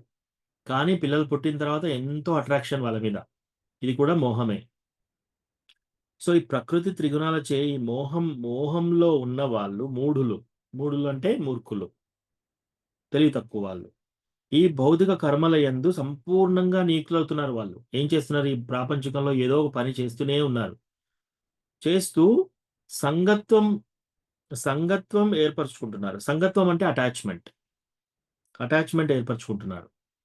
సో అది ఇక్కడ చెప్తున్నారు. కర్మ యొక్క అజ్ఞాన కారణం చే, అసలు కర్మ అంటే ఏది చేయాలి, ఏది చేయకూడదు, ఇది తెలియని స్థితిలో వీళ్ళు ఇలా చేస్తున్నారు. వాళ్ళకి ఇంకా తెలియదు. అధములైనను, వాళ్ళు చాలా తక్కువలో ఉన్నా సరే, మూర్ఖులుగా వాళ్ళు ప్రవర్తించినా సరే, వాళ్ళని కలత పెట్టరాదట జ్ఞానవంతుడు. అంటే మనం ఏం చేయాలి? ఇప్పుడు ఈ శ్లోకం ప్రకారం ఏం చెప్తున్నారంటే, ఎవరైనా సపోజ్ ఇట్లా ఉన్నారనుకోండి, అటాచ్మెంట్ అయ్యి ఇటువంటి పనులు చేస్తున్నారు. మనం సడన్గా వెళ్ళేసి మీరు చేసేదంతా తప్పండి, ఇలా చేయకూడదు అని వాళ్ళని కలత పెట్టకూడదు అని చెప్తున్నాడు ఇక్కడ కృష్ణ భగవానుడు. కానీ డివోటీస్ ఏం చేస్తారు? డివోటీస్ చాలా ఔదార్య స్వభావం, కరుణా స్వభావం ఉంటుంది కాబట్టి వెళ్ళి చెప్తారు వాళ్ళకి, భగవద్గీత ఇస్తారు, వాళ్ళ క్లాస్ చెప్పడము, మీరు ఇలా చేయకూడదు, మీరు ఇలా ఈ వస్తువులు తినకూడదు మీరు, ఇవన్నీ చెప్తారు. ఎందుకంటే వాళ్ళు అలా చేశారనుకోండి, వాళ్ళకి ఇంకో జన్మ రావాలి, ఇంకా ఇంకా కష్టపడుతూ ఉంటారనమాట. వాళ్ళు ఇంకా ఇంకా కిందికి వెళ్తూ ఉంటారు. సో వాళ్ళని ఆ కరుణచే కంపాషన్ దాంతోటి డివోటీస్ చెప్తుంటారనమాట. బట్ కృష్ణ ఏం చెప్పాడు, అసలు వాళ్ళని డిస్టర్బ్ చేయకండి అని చెప్పాడు. 30 మయి సర్వాణి కర్మాణి సన్యస్యాధ్యాత్మచేతసా నిరాశీర్నిర్మమో భూత్వా యుధ్యస్వ విగతజ్వరః. కావున ఓ అర్జున, నన్ను గూర్చి సంపూర్ణ జ్ఞానము కలవాడై ఫలాపేక్ష మరియు మమత్వం విడిచి కర్మలన్నింటినీ నాకు అర్పించి మాంద్యమును వీడి యుద్ధము చేయుము. సో ఇక్కడ ఏమంటున్నాడు, అందరూ ఇలా అనుకుంటారు, ఏంటి ప్రకృతి త్రిగుణాలచే లోబడి మోహంలో ఉన్న వాళ్ళందరూ ఇలాంటి పనులు చేస్తున్నారు. కానీ నువ్వు అర్జున ఏం చేయాలి, నన్ను గూర్చి సంపూర్ణ జ్ఞానం కలవాడై, అంటే నేనెవరిని, కృష్ణ భగవానుడు అంటే ఎవరు, భగవంతుడు అంటే ఎవరు, ఇవన్నీ తెలుసుకున్నవాడై ఓ అర్జున, ఫలాపేక్ష మరియు మమత్వం విడిచి. ఫలాపేక్ష అంటే రిజల్ట్. ఒక పని చేసినప్పుడు అది పాస్ అవుతుందా, ఫెయిల్ అవుతుందా, లాభం వస్తుందా, నష్టం వస్తుందా, ఇదంతా ఫలాపేక్ష. ఫలం మీద ఆపేక్ష. అది ఇడిచిపెట్టాలి మనం. మనం పని చేయాలి కానీ ఫల ఆపేక్ష ఉండకూడదు. నువ్వు పని చాలా జాగ్రత్తగా చెయ్యి. బిజినెస్ పెట్టు, చాలా జాగ్రత్తగా కష్టపడు. చదువుకో, చాలా జాగ్రత్తగా ఎగ్జామ్ రాయి. రైట్? నువ్వు ఏదైనా ఉద్యోగానికి అప్లై చేయి, చాలా జాగ్రత్తగా ఇంటర్వ్యూస్‌కి వెళ్ళు. కానీ ఇది సక్సెస్ అవుతుంది, ఫెయిల్ అవుతుంది. అది నీ చేతుల్లో లేదు. దాని గురించి అది ఇడిచిపెట్టాలంట. ఫలాపేక్ష మరియు మమత్వం. మమత్వం అంటే నేను. మమత్వం అంటే యాక్చువల్లీ స్వామిభావం. స్వామిభావం అంటే నేను ఈ ఫ్యామిలీకి భర్తని, నేను ఈ ఫ్యామిలీకి భార్యని, ఈ పిల్లలకు నేను తల్లిని. ఇదంతా మమత్వం. వీళ్ళు నా వాళ్ళు, ఈ ప్రదేశం నా ప్రదేశం. యాక్చువల్లీ నీదేది లేదు ఇక్కడ. అది మమత్వం. మమత్వం అంటే నేను, నా వాళ్ళు, నాది. ఇది మమత్వం. ఈ మమత్వాన్ని ఇడిచిపెట్టు. అర్జునుడు ఏమన్నాడు, వీళ్ళందరూ నా గురువు, నా తాత, నా యొక్క అన్నదమ్ములు ఉన్నారు ఇక్కడ. ఆ మమత్వాన్ని ఇడిచిపెట్టు అంటున్నాడు. కర్మలన్నింటినీ నాకు అర్పించు. మనం చేసే పనులన్నింటినీ కృష్ణకు అర్పించాలి. సో మనం అన్ని కర్మలను కృష్ణకు అర్పించి మాంద్యమును వీడి, మాంద్యం అంటే జడత్వం, లేజినెస్, బద్ధకం అన్ని వదిలేసి యుద్ధము చేయము, యుద్ధాన్ని చేసేసేయి అని చెప్తున్నాడు ఇక్కడ. అయితే మనం కూడా కర్మలన్నింటినీ నాకే అర్పించు. కృష్ణ ఏమన్నాడు, అన్ని నువ్వు చేసే పనులన్నీ నాకే అర్పించు అన్నాడు. ఓకే, నెక్స్ట్ టైం ఒక మందు తాగేవాడు ఏమనుకుంటాడు, ఆ మందు సీసా తీసేసుకొని అది కూడా తాగేసి అది కూడా కృష్ణ అర్పితం అంటాడు. అది కరెక్టా? కాదు. సో మనం ఎప్పుడైనా మన కర్మల్ని కృష్ణకు అర్పించడం అంటే ఏంటంటే, మనం చేసే పనులు కూడా కృష్ణకి ఫేవరబుల్గా ఉండేటివే చేయాలి. మనం ఏ చేసినా కూడా కృష్ణకి ఫేవరబుల్ ఉండేటివే చేయాలన్నమాట. ఆ చేసేటప్పుడు కూడా ఆ యొక్క పనులను కూడా కృష్ణకు అర్పించేసేయాలి. సో అందుకే ఏమన్నాడు కృష్ణ, యత్కరోసి యదశ్నాసి యజ్జుహోసి దదాసి యస్ మత్కురుస్వ తదర్పణం. మీరు ఏమి తిన్నా సరే, మీరు ఏది కొనుక్కున్నా సరే, మీరు ఏం చేసినా సరే అవన్నీ నాకు అర్పించండి, నాకు ఆఫరింగ్ చేయండి, నాకు ఆఫర్ చేసి తీసుకోండి. సపోజ్ మనం వెహికల్ కొన్నాం, ఏదైనా వెహికల్ కొన్నప్పుడు ఏం చేయాలి, కృష్ణకు ఆఫర్ చేయాలి ఫస్ట్. ఇల్లు కొన్నాం, ఆ ఇల్లు కూడా కృష్ణకు ఆఫర్ చేయాలి. పిల్లల్ని కన్నాం, ఆ పిల్లల్ని కూడా కృష్ణకు ఆఫర్ చేయాలి. పిల్లల్ని కృష్ణ భగవాను భక్తిలో పెంచాలి. తీసుకున్న వాహనం ఏం చేయాలి, కృష్ణ భగవాన్ సర్వీస్లో వాడుకోవాలి. ఇల్లు ఏం చేయాలి, కృష్ణ భగవాను భక్తులను పిలిచి భగవద్గీత చదివి వాళ్ళకి భోజనాలు పెట్టడానికి ఉపయోగించుకోవాలి. మనం ఉద్యోగం ఉంది, ఉద్యోగం ద్వారా మనకు శాలరీ వచ్చింది. ఆ శాలరీ ఏం చేయాలి, భగవంతుని భక్తికి ఉపయోగించే పనులలో నియుక్తం చేయాలి. అది అట్లా చేస్తే 100% కరెక్ట్. అట్లా కాకపోతే ఏమవుతుందంటే బద్ధత్వం ఏర్పడుతుంది, బందీలం అయిపోతున్నాం అనమాట. మనం చేసే ప్రతి పనికి రియాక్షన్ వెయిట్ అవుతుంది. మళ్ళీ నెక్స్ట్ జన్మల్లో రియాక్షన్స్ ఉంటాయి. సో అది చెప్తున్నారు, ఇది చదివాను.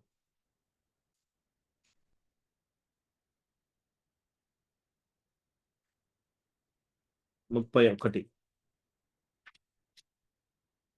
ఏమే మతం ఇదం నిత్యం అనుతిష్టంతి మానవాః శ్రద్ధావంతో న సూయంతో ముచ్యంతే తేపి కర్మభిః. నా ఆజ్ఞానుసారము తమ కర్మలను నిర్వహించుచు శ్రద్ధతో ఈ ఉపదేశమును అసూయారహితులై అనుసరించువారు కామ్యకర్మ బంధముల నుండి విడివడగలరు. సో ఎవరైతే నా ఆజ్ఞానుసారం, ఎవరి ఆజ్ఞ? కృష్ణ భగవానుని ఆజ్ఞ. ఏం చెప్పాడు? ఇంతకుముందే ఆజ్ఞాపించాడు. ఏంటి? నువ్వు చేసే ప్రతి పని నాకు అర్పించేసేసేయి, మమత్వం విడిచిపెట్టు, ప్లస్ ఫలాపేక్ష వదిలేసేయి అని కొన్ని ఇన్స్ట్రక్షన్స్ ఇచ్చాడు. ఇప్పుడు ఏమంటున్నాడు? నా ఆజ్ఞానుసారం, నేను చెప్పిన ఆజ్ఞ ప్రకారం ఓ అర్జున, ఎవరెవరైతే వాళ్ళ యొక్క కర్మలు నిర్వహించుచు వాళ్ళ యొక్క పనులు చేస్తూ శ్రద్ధతో ఈ ఉపదేశమును, నేను చెప్పిన ఈ ఉపదేశాలను అసూయారహితంగా, కృష్ణ చెప్పాడు భగవద్గీతలో, అయితే ఏంటి? మమత్వం, వీళ్ళందరూ నా వాళ్ళు కాదా? వీళ్ళు నా పిల్లలు కాదా? నా పిల్లలే. అట్లా అన్నీ మళ్ళీ మనం కృష్ణ చెప్పాడులే, మనం చేసేది మనం చేద్దాం, అట్లా చేయకూడదు. ఇక్కడ అట్లా చేయడం అంటే అసూయ, భగవంతుని మీద అసూయ.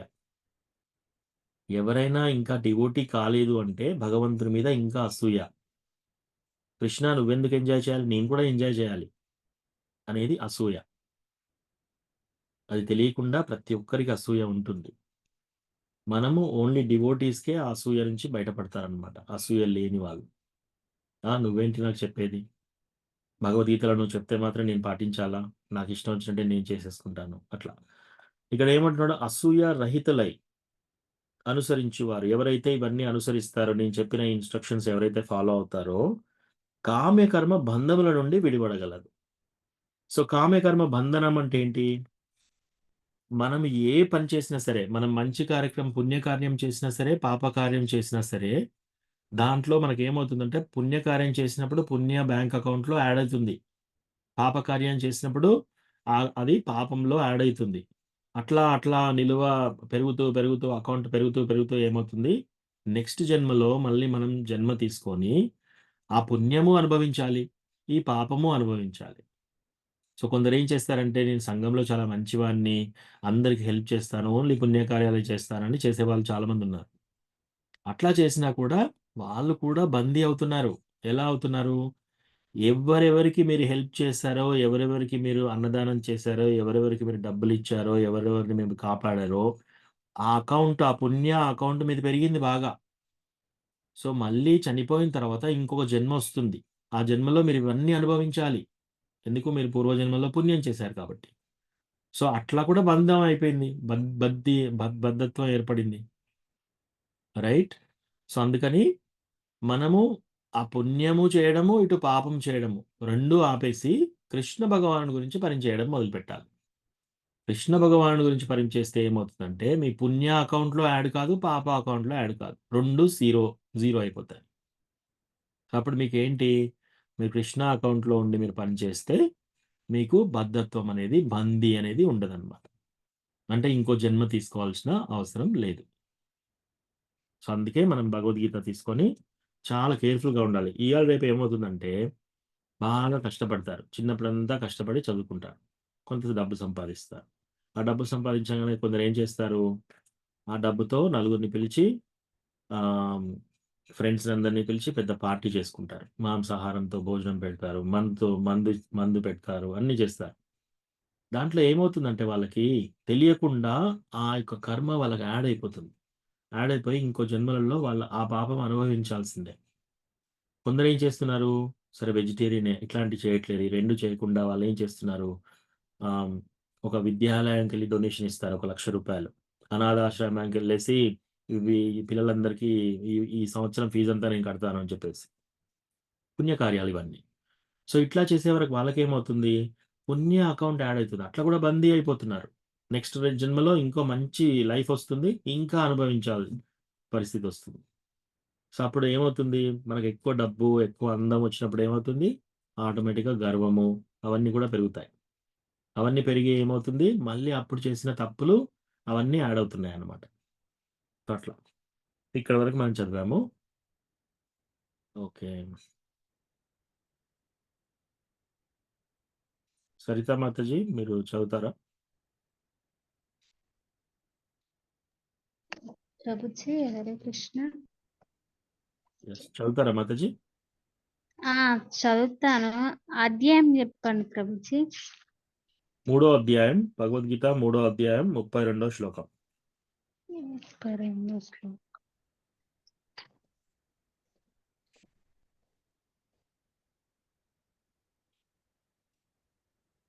ఓకే ప్రభుజీ. ఏ చదువుతాను. ఏ త్వేతద్ అభ్యసూయంతో ఏత్వేతదభ్యాసూయంతో నానుతిష్టంతి మే మతం నానుతిష్టంతి మే మతం సర్వజ్ఞానావిమూఢాంస్తాన్ సర్వజ్ఞానాభిమూఢాంస్తాన్ విద్ధి నష్టాన్ అచేతసః. విద్ధి నాష్టాన చేతసః. But those who out of envy disregard these teachings and do not follow them regularly are to be considered bereft of all knowledge, befooled and ruined in their endeavors for perfection. చదవండి మాతాజీ. కానీ అసూయతో ఈ ఉపదేశాలను అలక్ష్యపరిచి అనుసరింపని వారు సమస్త జ్ఞానరహితులుగా మూఢులుగా పూర్ణత్వ యత్నాలలో నష్టపడిన వారుగా భావించబడతారు. So ఇవన్నీ Thank- చెప్పారు. Thank you Mataji. So ఇక్కడ కృష్ణ ఇవన్నీ ఇన్స్ట్రక్షన్స్ ఇచ్చాడు. కొందరు ఏం చేస్తారు, అసూయ రహితులు, ఇంకా అసూయ ఉన్న వాళ్ళు ఏం చేస్తారు, ఈ ఉపదేశాలను మన్నింపక కానీ అసూయతో ఈ ఉపదేశాలను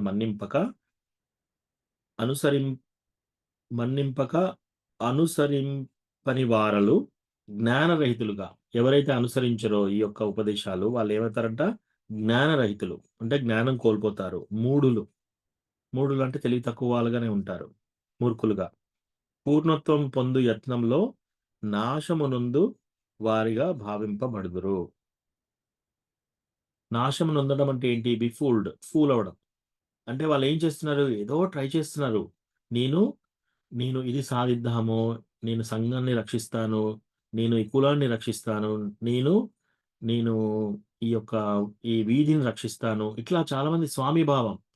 కొందరు ఏమనుకుంటున్నారు, ప్రైమ్ మినిస్టర్, చీఫ్ మినిస్టర్ ఏమనుకుంటున్నారు, ఈ దేశాన్ని నేను ఉద్ధరిస్తున్నానని కొందరు అనుకుంటున్నారు.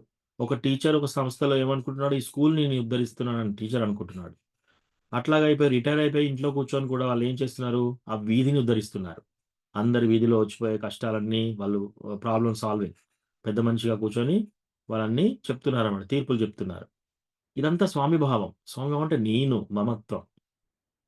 సో ఎవరైతే అసూయతో ఈ ఉపదేశాలను, కృష్ణ భగవానుడు చెప్పిన ఈ ఉపదేశాలను పట్టింపుకోకుండా ఉంటారో జ్ఞానరహితులుగా, మూఢులుగా పూర్ణత్వం పొంది యత్నంలో వాళ్ళు బిఫూల్డ్ అయిపోతారు. అంటే ఈ పూర్ణత్వం వాళ్ళకు లభించదన్నమాట.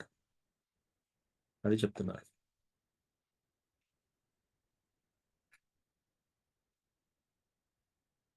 ఓకే, విజయ్ రఘునాథ్ ప్రభు మీరు చదువుతారా? హరే కృష్ణ ప్రభు. 33. సదృశం చేష్టతే స్వస్య సదృశం చేష్టతే సస్య ప్రకృతేర్జ్ఞానవానపి ప్రకృతేర్జ్ఞానవానపి ప్రకృతిం యాంతి భూతాని ప్రకృతిం యాంతి భూతాని నిగ్రహ కిం కరిష్యతి. నిగ్రహ కిం కరిష్యతి. Even a man of knowledge acts according to his own nature, for everyone follows the nature he has acquired from the three modes. What can repression accomplish? చదవండి ప్రభు. జ్ఞానవంతుడైన తన స్వభావమును బట్టి పని చేస్తాడు, ఎందుకంటే ప్రతి ఒక్కడు త్రిగుణముల వలన పొందిన తన స్వభావంని అనుసరిస్తాడు. ఇక నిగ్రహం ఏమి చేయగలుగుతుంది? Hare Krishna Prabhu. Thank you Prabhu. Thank you Prabhu. So ఇక్కడ ఏమంటున్నారంటే, జ్ఞానవంతుడైన మనుజుడు సైతం, అంటే జ్ఞానవంతుడు అంటే ఎవరు, మామూలుగా తెలివైన వాళ్ళు కాదు. ఇక్కడ జ్ఞానం అంటే ఈవెన్ వేదాలు చదువుకున్న వాళ్ళైనా సరే. ఇప్పుడు మీరు టెంపుల్లో ఒక అయ్యగారి దగ్గరికి వెళ్ళారు, ఆయన ఎంతో కొద్దిగా వేదాలు చదువుకున్నాడు. అటువంటి వాళ్ళైనా సరే తన గుణము అనుసరించే కర్మ అనుసరించును. వాళ్ళ గుణాలను బట్టే వాళ్ళ కర్మలు చేస్తున్నారంటే, సత్వగుణమా, రజోగుణమా, తమగుణమా, వాళ్ళకు వచ్చిన గుణాలను బట్టే వాళ్ళు పనులు చేస్తున్నారనమాట. ఏలయన ప్రతి ఒక్కరు త్రిగుణం నుండి తాము పొందిన స్వభావమునే అనుసరింతురు. వాళ్ళకి ఏ స్వభావం ఉంటుందో ఆ స్వభావంలోనే పనిచేస్తున్నారు వాళ్ళు. అట్టి ఎడ నిగ్రహం ఏమీ చేయగలదు. నిగ్రహం అంటే నిగ్రహించుకోవడం. అట్లా నిగ్రహించుకోనున్నా కూడా ఏం చేస్తున్నారు? అంటే ఇప్పుడు అర్జునుడికి చెప్తున్నాడనమాట. నువ్వు క్షత్రియుడివి. నువ్వు క్షత్రియుడివి నువ్వేం చేస్తున్నావు? ఇప్పుడు నిగ్రహించుకొని ఏం చేస్తున్నావు? నేను యుద్ధం చేయను. నేను భిక్ష తీసుకొనైనా బతుకుతాను. అని నువ్వు నిగ్రహించుకుంటున్నావు. కానీ నీ యొక్క స్వభావం ఏంటి? ప్రకృతి త్రిగుణాల స్వభావం ప్రకారం నువ్వు ఫైటర్. నువ్వు క్షత్రియుడివి. నువ్విప్పుడేంటి నిగ్రహించుకుంటున్నావు. ఆ నిగ్రహించిన ఏమీ పనికిరాదు అని చెప్తున్నాడిక్కడ. ఈ యొక్క భాష్యం చదువుదాము.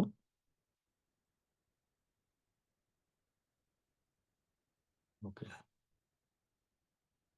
జ్యోతి మాతాజీ మీరు భాష్యం చదువుతారా? అశోక్ మాతాజీ ఇంకో జ్యోతి మాతాజీకి ఇద్దాం ఛాన్స్. హరే కృష్ణ ప్రభుజీ, చదువుతాను ప్రభుజీ. 33వ శ్లోకం భాష్యం. సప్తమాధ్యాయపు 14వ శ్లోకమున శ్రీకృష్ణ భగవానుడు నిర్ధారించి తెలిపినట్లుగా మానవుడు సంపూర్ణ కృష్ణ చైతన్యమనడి ఆధ్యాత్మిక స్థితి యందు నెలకొనినదే భౌతిక ప్రకృతి త్రిగుణముల ప్రభావము నుండి విముక్తిని పొందలేడు. కనుకనే భౌతిక భావనలు సో ఇక్కడ ఏమంటున్నారు? సంపూర్ణమైన కృష్ణ భగవానుడి భక్తి ఆ స్టేజ్ లేని వాళ్ళకి ఈ ప్రకృతి త్రిగుణాల నుంచి తప్పించుకోలేరు. ప్రకృతి త్రిగుణాలు అంటే ఏంటి? సత్వగుణం, రజోగుణం, తమోగుణం. ఐదరు వాళ్ళు ఏదన్నా వేదాస్లో చెప్పబడినట్టుగా పూజలు చేయడము, పురస్కారాలు చేయడము అట్లా అంటారు. లేదా ఏదైనా సాధించడంలో ఉంటారు. లేదా తమో గుణంలో మాంసాహారం, మందు తాగడం, నిద్రపోవడం ఈ ఈ ఈ 3 చేస్తూ ఉంటారనమాట. సో ఇక్కడ ఏం చెప్తున్నారు? శ్రీకృష్ణ భగవానుడు నిర్ధారించిన రీతి మనుజుడు సంపూర్ణ కృష్ణ భావన ఎనడి ఆధ్యాత్మిక నందు నెలకొనిదే. కృష్ణ భగవానుని భక్తిలో ఉండందే ఈ భక్తులు త్రిగుణాల ప్రభావం నుండి ముక్తి పొందలేరు వాళ్ళు అని చెప్తున్నారు ఇక్కడ. ఎస్ మాతాజీ. కనుకనే భౌతిక భావనలో గల గొప్ప విద్యావంతుడు కూడా కేవలం సిద్ధాంత మాత్ర పరిజ్ఞానముచే ఆత్మదేహమునకు అతీతముగా గాంచుట, మాయాబంధము నుండి విముక్తిని సాధించుట సాధ్యము కాదు. ఆధ్యాత్మిక శాస్త్ర జ్ఞానమునందు పురోగతి సాధించిన వారిగా పైకి ప్రదర్శిస్తూ అంతరమున తాము జయింపలేని గుణములకు పూర్తిగా వశులై ఉండునట్టి నామమాత్ర ఆధ్యాత్మిక వాదులెందరో గలరు. ఒక నిమిషం. ఇప్పుడు మీరు ఒక టెంపుల్కి వెళ్ళారు. వినాయకుడు టెంపుల్ గుడికి వెళ్ళారు. అందులో ఒక అయ్యగారు ఉంటాడు. ఆయన ఏం చేస్తాడు? ఏదో ఒకటి గ్రంథం చదివే ఉంటాడు. ఆయనకు కూడా మంత్రాలు వస్తాయి, చదువుతాడు. కానీ ఆయన ఏం చేస్తున్నాడు? ఏం పూజలు చేస్తున్నాడు? ఒక టికెట్ తీసుకొని మీ విఘ్నాలన్నీ తొలగడానికి చేయాలి అని ఒక పూజ చేస్తున్నాడు. ఓకే, మీరు హనుమాన్ టెంపుల్కి వెళ్ళారు. ఆయన ఏం చేస్తున్నాడు? మీకు హనుమాన్ రక్ష కట్టిస్తాను అని ఆయన చెప్తున్నాడు. తర్వాత మీరు ఇంకో టెంపుల్కి వెళ్ళారు, శివుడి టెంపుల్కి వెళ్ళారు. ఆయన ఏం చేస్తున్నారు? మీకు అందమైన భార్య, అందమైన భర్త రావడానికి మీరు ఈ పూజ చేయండి, ఈ వ్రతం చేయండి అట్లా చెప్తున్నారు అనమాట. యాక్చువల్గా వీళ్ళందరూ వేదాస్ చదివారు, మరి జ్ఞానవంతులే. కానీ ఎందుకు అలా చేస్తున్నారు? భగవద్గీతలో సర్వధర్మాన్ పరిత్యజ్య మామేకం శరణం వ్రజ ఆ శ్లోకం చదవలేదా వాళ్ళు? సో ఆ శ్లోకం చదివితే మీ ఉన్న అన్ని ధర్మాలను వదిలేసేయండి, నన్ను ఆశ్రయించండి అని కృష్ణ క్లియర్గా చెప్పాడు. సో అందుకే జ్ఞాన మార్గంలో జ్ఞానంలో ఉన్నా సరే ప్రకృతి త్రిగుణాలకు లోడుపడే ఇంకా వాళ్ళు కూడా డెలివరీ కాలేదు. ఇంకా ఏది ఆయగారులు, పూజారులు. మరి పూజారులే కాకపోతే ఇంకా మామూలు వాళ్ళ పరిస్థితి ఏంటి? సో ఇదేంటి? జ్ఞానమునందు పురోగతి పొందిన వారుగా పైకి ప్రదర్శనము గావించుచు. ఇప్పుడు మీరు టీవీ ఆన్ చేశారు, భక్తి ఛానల్. ఎవరో ఈ శాస్త్రి, ఆ శాస్త్రి ఇట్లా వస్తారు, మాట్లాడతారు. వాళ్ళు మాట్లాడేసి రాశి ఫలాలు చెప్తారు. రాశి ఫలాలు ఇవన్నీ. సో ఇవన్నీ ఉన్నాయి, ఇవి తప్పు అని కాదు నేను అనేది. కానీ ఇక్కడ ఏమంటున్నారు? పురోగతి పొందిన వారిగా పైకి ప్రదర్శనము గావించుచు అంతరంగమున సంపూర్ణముగా గుణములకు లోబడి, సత్వగుణం, రజోగుణం, తమోగుణానికి లోబడి వాటిని జయింపలేని నామమాత్ర ఆధ్యాత్మిక వాదులు చాలా మంది కలరు. అట్లాంటి వాళ్ళు చాలా మంది ఉన్నారు. అందుకే మనం కన్ఫ్యూజ్ కాకూడదు.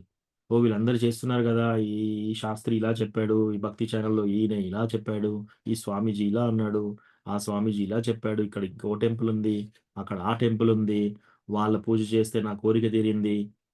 సో ఇట్లా చాలా మంది అట్లా అట్రాక్ట్ అవుతున్నారు. అక్కడ చేసే వాళ్ళు కూడా ఈ ప్రకృతి త్రిగుణాల లోబడే ఉంటున్నారనమాట. ఓన్లీ కృష్ణ భగవానుని భక్తులు తప్ప మిగతా వాళ్ళందరూ ఈ ప్రకృతి త్రిగుణాలకు లోబడే ఉంటారు.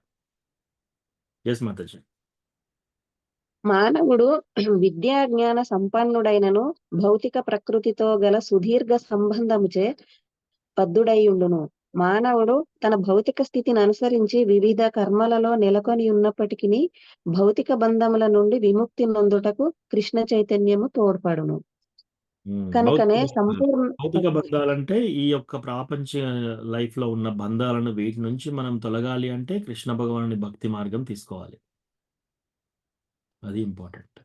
లేకపోతే ఏమవుతుందంటే, ఇప్పుడు మీరు యంగ్గా ఉన్నప్పుడు, యుక్త వయస్సు, టీనేజ్ టైంలో ఉన్నప్పుడు మన యొక్క ఇంద్రియాలు బలంగా ఉంటాయి, మనం బలంగా ఉంటాం, అన్నీ బాగానే ఉంటాయి. అప్పుడు అవే సేమ్ అవయవాలు, అవే ఇంద్రియాలు ఏం చేస్తాయి, 60 సంవత్సరాలు స్టార్ట్ అయిన కాడ నుంచి అవే మనల్ని పీడిస్తూ ఉంటాయి అన్నమాట. మోకాలు నొప్పి, తలనొప్పి, కీళ్ళ నొప్పులు, అన్నం అరగకపోవడము, షుగరు, ఇది అది క్యాన్సర్, ఇట్లాంటి వ్యాధులు. రైట్? కళ్ళు కనపడవు, తింటే అరగదు, తినకపోతే ప్రాబ్లం, తింటే ప్రాబ్లం, ఇట్లాంటి. So yes Mataji. కనుకనే సంపూర్ణముగా కృష్ణ చైతన్యవంతులు కానిదే ఎవ్వరును విద్యుక్త ధర్మములను త్యజింపరాదు.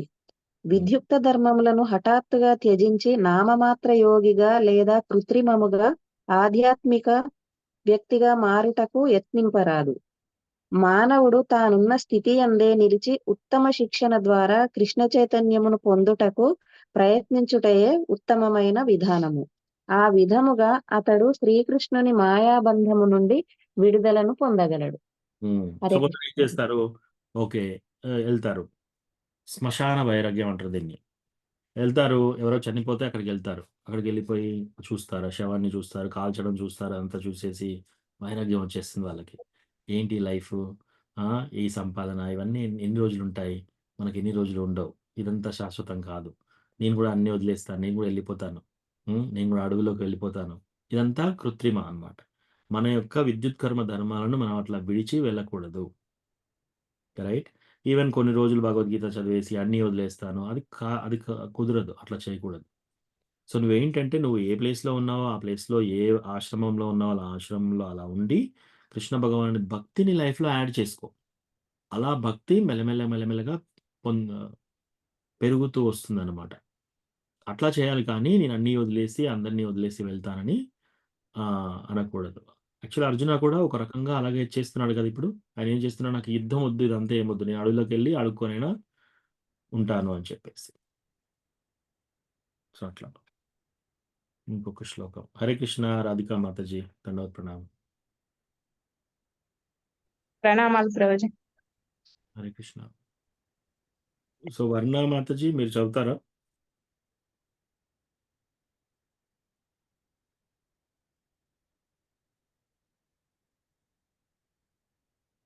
ఎట్లా ఉన్నారు?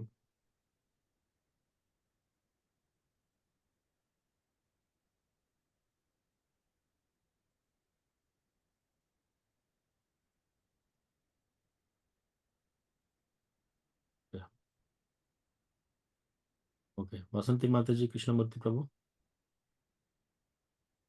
Yes, Prabhuji. Yes, Prabhuji.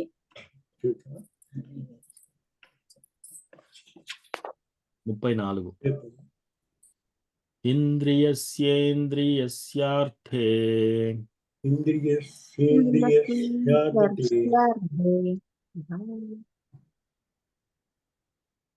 రాగద్వేషౌ వ్యవస్థితౌ తయోర్నావశం ఆగచ్చేత్ తౌ హ్యస్యా పరిపంతినౌ. Translation: there are principles to regulate attachment and aversion pertaining to the senses and their objects. One should not come under the control of such attachment and aversion, because They are stumbling blocks on the path of self-realization. Thank you, Prabhu. Thank you, Prabhuji. Thank you Hare Mataji. Hare Krishna. So ఇక్కడ ఏమంటున్నాడు, ఇంద్రియములు మరియు ఇంద్రియార్థముల ఎడ కలుగు రాగద్వేషములను నియమించుటకు కొన్ని నియమములు కలవు.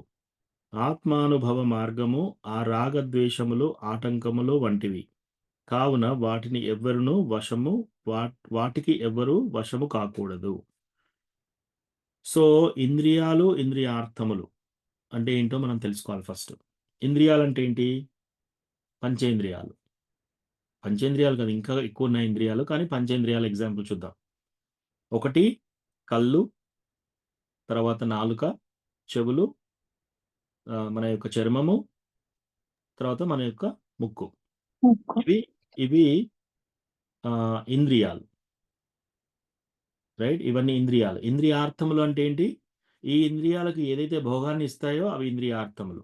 Example, కళ్ళకి ఇంద్రియార్థం ఏంటి? సినిమా చూడడం, ఏదైనా ప్రదర్శన చూడడం.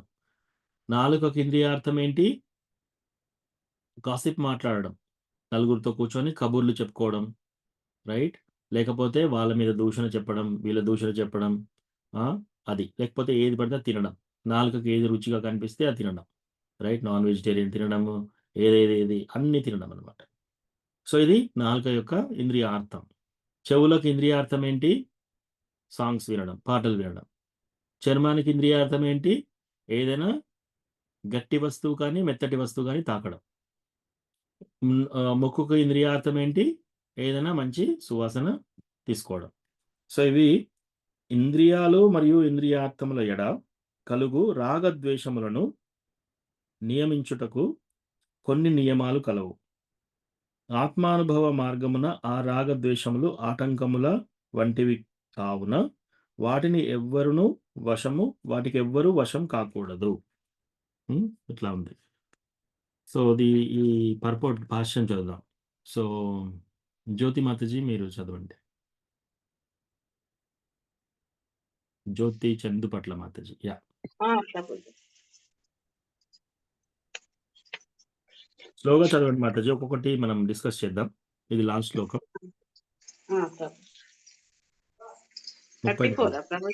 34. ఎస్. కృష్ణ భక్తి భావనలో ఉన్నవారు భౌతికేంద్రియ భోగంలో నెలకొనడానికి సహజంగానే విముఖులై ఉంటారు. కానీ అటువంటి భావనలో లేనివారు శాస్త్రాల విధి నియమాలను తప్పకుండా పాటించాలి. హద్దుమీరిన ఇంద్రియ భోగము భౌతిక బంధానికి కారణమవుతుంది. కానీ శాస్త్రాల విధి నియమాలను పాటించేవాడు ఇంద్రియ విషయాలచే బద్ధుడు కాడు. ఉదాహరణకు మైథున భోగము బద్ధజీవునికి ఒక అవసరము. అది వైవాహిక బంధ అనుమతితో ఒప్పుకోబడుతుంది.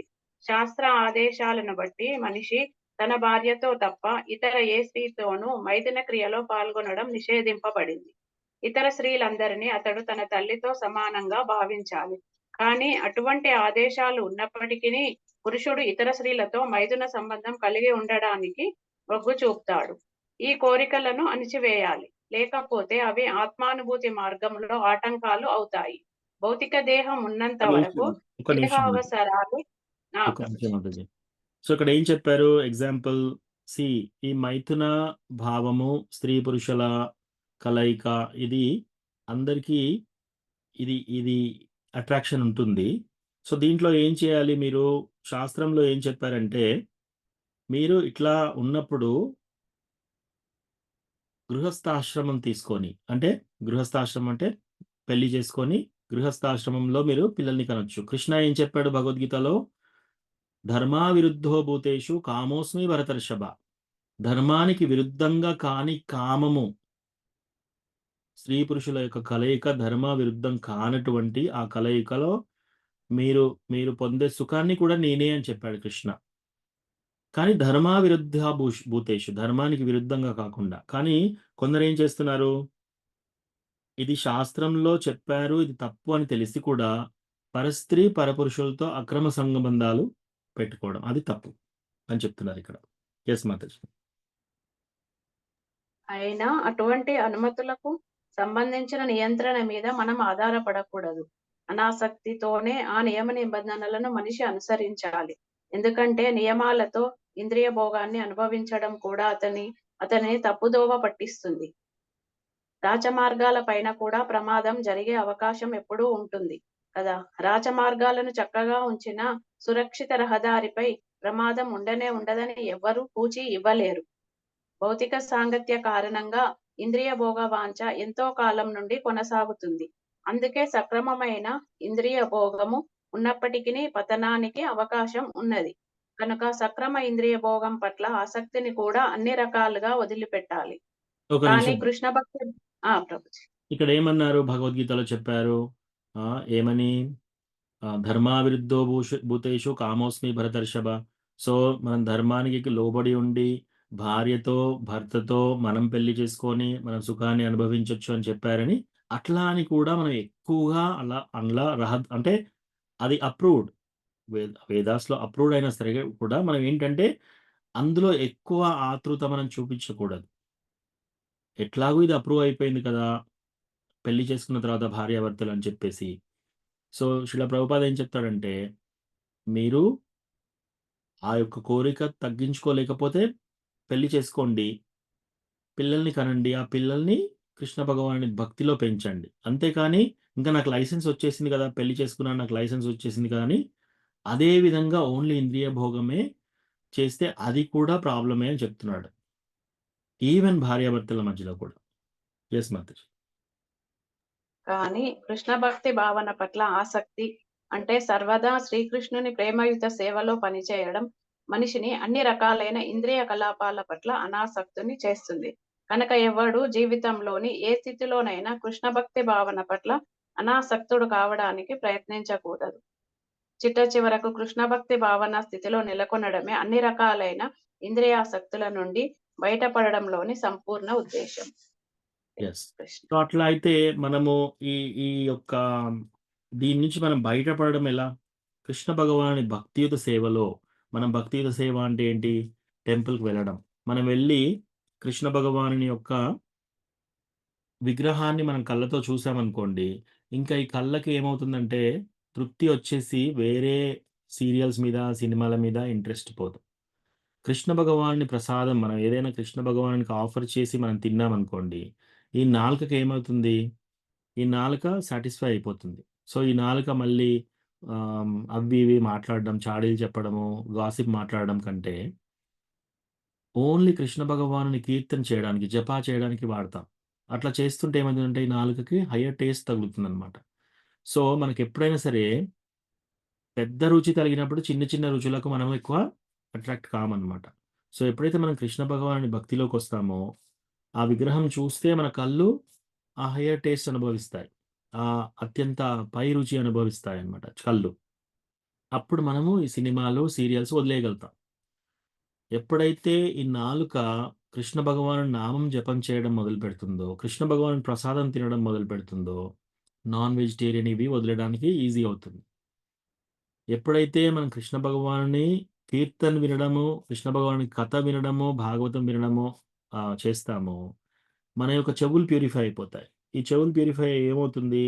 మనం వేరే వాళ్ళు చెప్పే గాసిప్, తర్వాత సాంగ్స్, ఈ భౌతిక సాంగ్స్ వినడానికి ఇష్టపడదన్నమాట. అట్లా. సో ప్రతి ఒక్క ఇంద్రియాన్ని మనం కృష్ణ భగవానుని భక్తిలో నెలకొల్పాలి. కాళ్ళు ఉన్నాయి, కాళ్ళు ఏం చేయాలి? కృష్ణ భగవాను టెంపుల్కి వెళ్ళడానికి వాడాలి. చేతులు ఉన్నాయి, చేతులు ఏం చేయాలి? కృష్ణ భగవాను టెంపుల్ క్లీన్ చేయడానికి, కృష్ణ భగవాని పూలు అల్లడానికి, కృష్ణ భగవానుని విగ్రహ సేవ చేయడానికి చేతులు ఉపయోగించాలి. అప్పుడు ఏమవుతుంది? ఈ చేతుల ద్వారా, ఈ కాళ్ళ ద్వారా చేసే పనులు మనకు వేరే ఇంద్రియ భోగాల పైన ఆసక్తి దూరం అయిపోతుంది. ఇది ఒక్కటే మార్గం. ఇంకా ఏ మార్గంలో కూడా మనకి ఆ ఇంద్రియ భోగానికి మనం దూరం కాలేం. ఎంత ప్రయత్నం చేసినా కూడా దూరం కాలేం. మనకు ఇంద్రియ భోగం ఇంకా ఇంకా ఉంది అంటే మనం ఏం చేయాలి? కృష్ణ భగవానుని భక్తి ఇంకా ఇంకా పెంచుకోవాలి. సో దీంట్లో ఇవి చదివినాక కొందరు ఏం చేస్తారంటే అనర్థ నివృత్తి పైన బాగా కాన్సన్ట్రేట్ చేస్తారనమాట. అనర్థ నివృత్తి అంటే నాకు ఎన్నో అనర్థాలు ఉన్నాయి, నేను ఎంతో పాపమైన వ్యక్తిని, నేను చాంటింగ్ చేస్తున్నాను, టెంపుల్కి వెళ్తున్నాను, నాకు ఇంకా ఇవి తీరట్లేవు, ఇంకా తప్పులు చేస్తున్నాను నేను, ఇట్లా అనిపించినప్పుడు మన యొక్క ఫోకస్ తప్పుల పైన, అర్థాల మీద ఉండేదానికంటే అర్థ ప్రవృత్తి పైన ఉండాలి. అనర్థ నివృత్తి ఒకటి. అంటే తప్పు పనులు చేయకుండా ఉండడం అనర్థ నివృత్తి. అర్థ ప్రవృత్తి అంటే చాలా మంచి పనులు ఎక్కువ చేయడం. సో, ఇది ఇంకును పాల ఎగ్జాంపుల్. ఒక పాల గ్లాస్‌లో ఇంక్ పడిందనుకోండి. ఇంకు అనర్థ. ఆ ఇంక్‌ని తీయడానికి మనం ఎంత ప్రయత్నం చేసినా అది కలిసిపోతది అందులో. మనం ఏం చేయాలి? పాలు పోస్తూ, పోస్తూ ఉండాలి. పాలంటే ఏంటి? కృష్ణ కథ, కృష్ణ భగవానుడి సేవ, కృష్ణ భగవాన్ టెంపుల్‌కి వెళ్ళడము, భక్తుల సాంగత్యంలో ఉండడము, రకరకాల ధామ్స్ విజిట్ చేయడము, యాత్రలకు వెళ్ళడము, భక్తుల సాంగత్యం చేయడము, తర్వాత చాంటింగ్ చేసుకోవడం, జప చేసుకోవడం, భాగవత కథ వినడము, తులసి పూజ చేయడం, ఇదంతా అది ఎక్కువగా, ఎక్కువగా పోస్తా ఉండాలి మనం. అట్లా పోయగా, పోయగా ఏమవుతుంది? కొన్ని రోజుల తర్వాత ఆ ఇంకు పోతుంది. ఓన్లీ పాలే మిగులుతాయి. సో, అట్లా మన ఫోకస్ వచ్చేసి అనర్థ నివృత్తి. మనం ఉన్న అనర్థాల పైన ఎక్కువ ఫోకస్ ఉండకూడదు. మన ఫోకస్ వచ్చేసి ఎక్కువ కృష్ణ భగవానుడి మీద మనం కేంద్రీకరించాలి. సో, అది సింపుల్ సొల్యూషన్. ఓకే. ఇక్కడ ఆపుదాము. ఎవరికన్నా ఏమైనా ప్రశ్నలుంటే అడగండి. హరే కృష్ణ.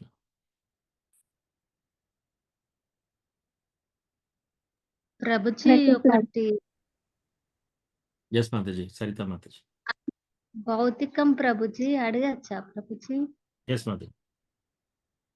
ప్రభుజీ, నేను నమ్మే వాళ్ళు, నేను ప్రేమించే వాళ్ళు నా పక్కనే ఉండి నా తప్పుగా మాట్లాడుతున్నారు ప్రభుజీ. అది నా కర్మఫలమేనా ప్రభుజీ అది? మాతాజీ, నేను నమ్మేవాళ్ళు, నా వాళ్ళు నా పక్కనే ఉన్నారు. నేను నా పక్కన. అది కూడా మమత్వమే మాతాజీ. సో, మనం ఎలా చూడాలి అంటే, ఇక్కడ ఏ రిలేషన్ కూడా మనకు శాశ్వతం కాదు. సో, ఇంకోటి మహాభారత్‌లో ఏం చెప్తారంటే, ఎవరైనా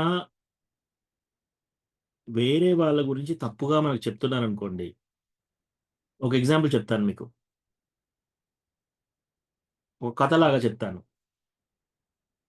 రాముడు, భీముడు ఉన్నాడు. రాముడు అనే వ్యక్తి ఏం చేస్తున్నాడు?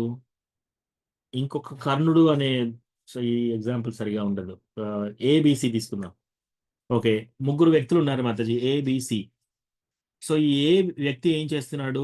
బి వ్యక్తి గురించి సి వ్యక్తితో మాట్లాడుతున్నాడనమాట. తప్పుగా.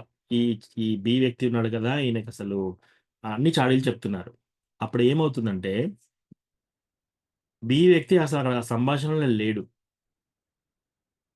సికి చెప్తుంటే ఏమవుతుందంటే, బి వ్యక్తిలో ఉన్న చెడు కర్మ ఏకి వెళ్తుంది. ఏలో ఉన్న మంచి కర్మ బికి వెళ్తుంది. మన గురించి ఎవరన్నా చెడుగా మన వెనకాల ఎవరన్నా మాట్లాడితే, ఆ మాట్లాడే వ్యక్తి మంచి కర్మ మనకొస్తుంది. మన యొక్క చెడు కర్మ వాళ్ళకెళ్తుంది. సో, మంచిదే మాతాజీ. అలా ఎవరన్నా మాట్లాడితే మనం హ్యాపీగా మాట్లాడుకోనివ్వాలి వాళ్ళని. మనం నివారించాల్సిన అవసరం లేదు. ఇది మహాభారతంలో శ్లోకం. అందుకే మనం ఎప్పుడు కూడా ఎవరి వెనకాల కూడా చెడు మాట్లాడకూడదు. అలా మాట్లాడితే ఏమవుతుందంటే, ఆ మాట్లాడిన వ్యక్తి మంచి కర్మ మనకొస్తుంది. రైట్? మనకున్న చెడు కర్మ వాళ్ళకెళ్ళిపోతుంది. సో, మన చెడు కర్మే కదా వాళ్ళకెళ్ళేది. పర్వాలేదు. అందుకే ఇంకోటేం చేస్తారు చాలామంది పాలిటీషియన్స్‌ని. పాలిటీషియన్స్ ఎక్కడో ఉంటారసలు వాళ్ళు. వాళ్ళకి మనకు ఫ్రెండ్‌షిప్ లేదు. వాళ్ళు మన ఇంటికి భోజనం చేయలేదు. మన చుట్టాలు కాదు. ఏమి కాదు. ఈ ఈ పాలిటీషియన్ ఇలా చేశాడు. వీడు చాలా మంచివాడు. కానీ వాడు మంచివాడు కాదు. అలా ఎప్పుడైతే దూషిస్తున్నారో ఏమవుతుంది? ఆ పాలిటీషియన్ యొక్క చెడు కర్మ వీళ్ళకొస్తుంది. అలా నిందించే వాళ్ళకి. పాలిటీషియన్స్ యొక్క చెడు కర్మ వస్తుందంటే ఎంత పెద్ద కర్మ వస్తున్నట్టు. మళ్ళీ మన మంచి కర్మ అంతా వాళ్ళకెళ్తుంది. సో, ఇదంతా ఏంటంటే సో, మనం దీని గురించి టెన్షన్ పడాల్సిన అవసరం లేదు మాతాజీ. అదొక ఫస్ట్ పాయింట్. శాస్త్ర ప్రకారంగా మనకు నష్టమేమి రాదు. కానీ మీ కంట్రోల్‌లో ఉండి మీరేమైనా చేయగలిగితే, అదుపు చేయగలిగితే చేయండి. మీ కంట్రోల్‌లో లేకపోతే వరీ కాకండి. ఒకవేళ మీ కంట్రోల్‌లో ఉంది, వాళ్ళు చెప్తే వినేవాళ్ళు, ఇది కాదు, ఇది కరెక్ట్ కాదు, ఇది అని అంటే అది. ఇంకోటి డివోటీ సర్కిల్‌లో. డివోటీ సర్కిల్‌లో ఆల్రెడీ భక్తులుగా ఉండి, ముగ్గురు భక్తులున్నారు. ఇద్దరు భక్తులు కూర్చొని ఆ మూడో భక్తుడి యొక్క చర్చ చేస్తున్నారు. చర్చ చేసేటప్పుడు ఆ భక్తుడి యొక్క చెడు గుణాలు ఒక వ్యక్తి ఇంకొక వ్యక్తికి చెప్తుంటే, విన్న వాళ్ళకి కూడా వైష్ణవాపరాధం చేసినట్టే. చెప్పేవాళ్ళు చేస్తున్నారు, వినేవాళ్ళు కూడా చేస్తున్నారు. అదొక డేంజర్. సో, కాబట్టి మనము డివోటీస్‌తో ఉన్నప్పుడు చాలా కేర్‌ఫుల్‌గా ఉండాలి. ఇంకోటేంటంటే హ్మ్. ఇద్దరు సపోజ్ భార్యాభర్తలు ఇద్దరు డివోటీస్ అనుకోండి. ఎగ్జాంపుల్ ఇది. ఆ ఇద్దరిలో ఒకరొచ్చేసి మీకు ఒకరు స్టోరీ చెప్పారు. మీరు చాలా జాలి పడేసి, అయ్యో! ఇట్లా చేస్తాడా డివోటీ ఎలా ఇలా చేశారు అది అని చెప్పేసి మీరు అట్లా అయిపోతే అప్పుడు మీరు సైడ్స్ తీసుకుంటున్నారు. ఒక డివోటీ సైడ్ తీసుకున్నారు. అప్పుడు ఎప్పుడు కూడా మనం డివోటీస్‌తో ఒకరి సైడ్ తీసుకోకూడదు. ఇద్దరు డివోటీస్ ఫైట్ చేసినా సరే, ఇద్దరు డివోటీస్ ఆర్గ్యూ చేసుకున్నా సరే, సంభాషించుకున్నా సరే, వాగ్వివాదం జరిగినా సరే, మనం డివోటీస్ దగ్గర నేను ఈ డివోటీ సైడ్ ఉంటాను, నేను ఈ డివోటీ సైడ్ ఉంటాను అలా సైడ్ తీసుకోవద్దు. సైడ్ తీసుకుంటే ఇంకొక డివోటీకి మనం అపరాధం చేస్తున్నాం. సో, దాంట్లో మన భక్తి జీవితం ఖరాబ్ అయితుంది. సో, ఇది ఇంపార్టెంట్ మాతాజీ. మీ క్వెషన్ అడ్రెస్ అయిందా మాతాజీ?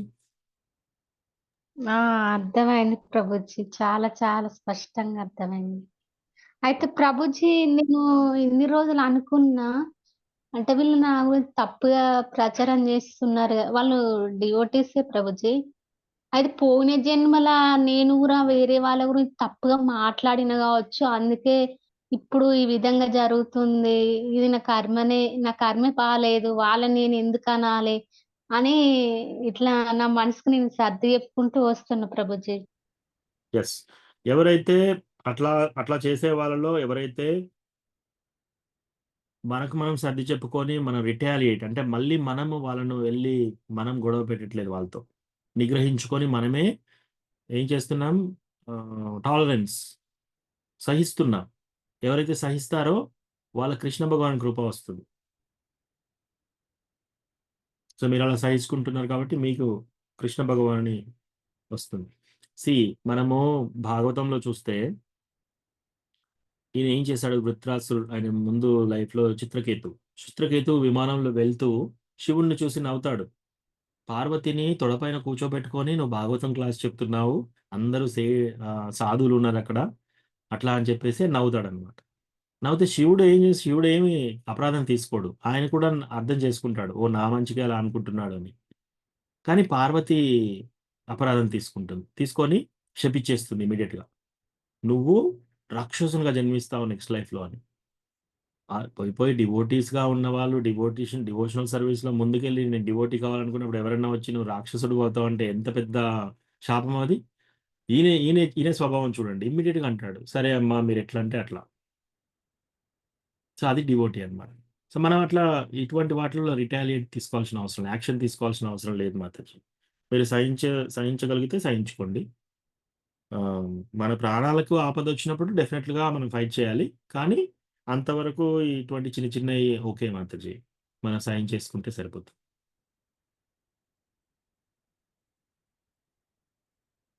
ఎందుకంటే అదే వినమ్రతా భావం. సో, దాంతోటి మన భక్తి పెరుగుతుందన్నమాట. సో, వాళ్ళు ఇలా చెప్పారు కాబట్టి వాళ్ళ మీద మళ్ళా మనం డబల్ చెప్పకూడదు. అట్లా చెప్తే మనది కూడా పోతుంది. Yes. సో, అది చాలా ఇంపార్టెంట్. ఓకే. హరే ఇంకేమైనా కృష్ణ ప్రభుజీ. జస్ట్ రాధికా మాతాజీ. ప్రభుజీ లేట్ అయింది. అది ప్రభుజీ మా సిస్టర్ కి బాబు నైట్. సో బాబు హెల్దీగా ఉండాలని చిన్న రిక్వెస్ట్ ప్రభుజీ ప్రేయర్ చేయండి. షూర్ మాతాజీ. చైతన్య మహాప్రభు ప్రేయర్ చేస్తున్నాను. చైతన్య మహాప్రభు సమ్మతం అయితే బాబు చాలా సేఫ్‌గా ఉండి మంచి భక్తుడిగా ఎదగాలని చెప్పి ప్రేయర్ చేస్తున్నాను మాతాజీ. హరే కృష్ణ.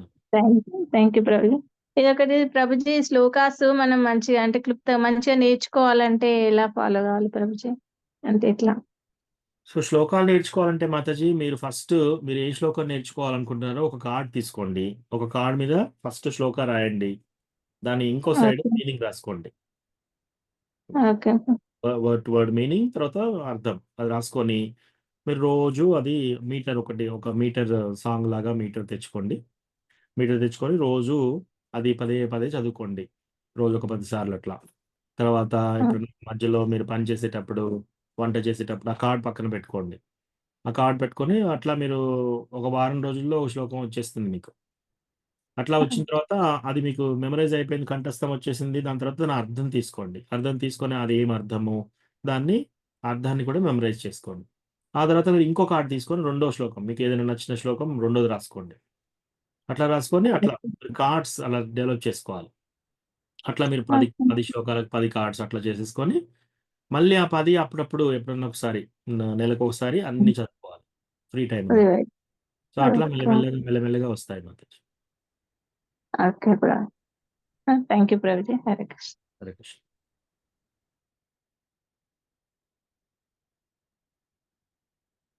ఓకే, ఇంకేమన్నా ప్రశ్నలు ఉన్నాయా?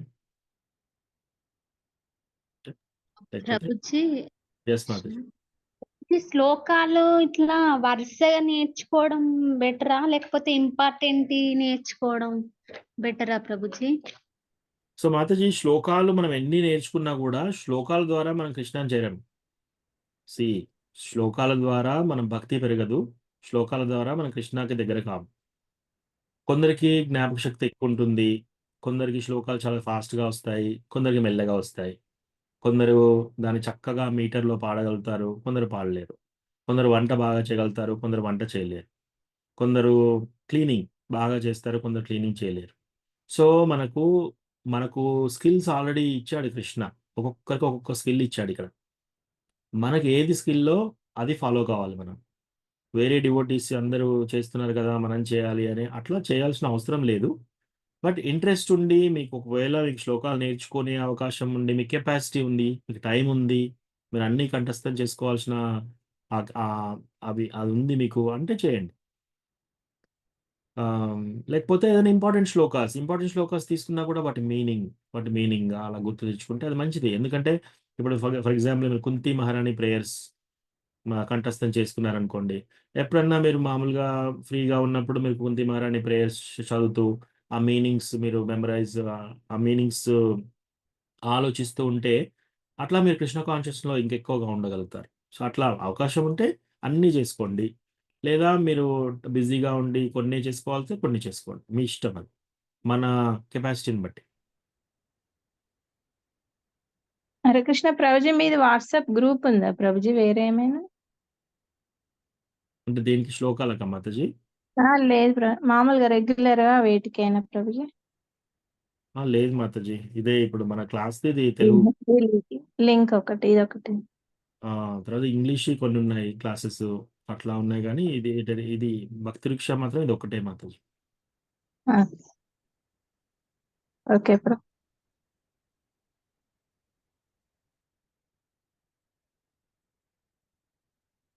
ఓకే, ఆపుదాం ఇవాళ.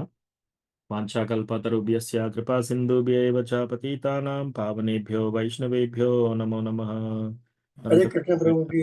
జై శ్రీల ప్రభుపాద్ की జై. హరే కృష్ణ. కృష్ణ ప్రభుజీ. థ్యాంక్ యూ ప్రభుజీ, ప్రణామాలు. దండవత్.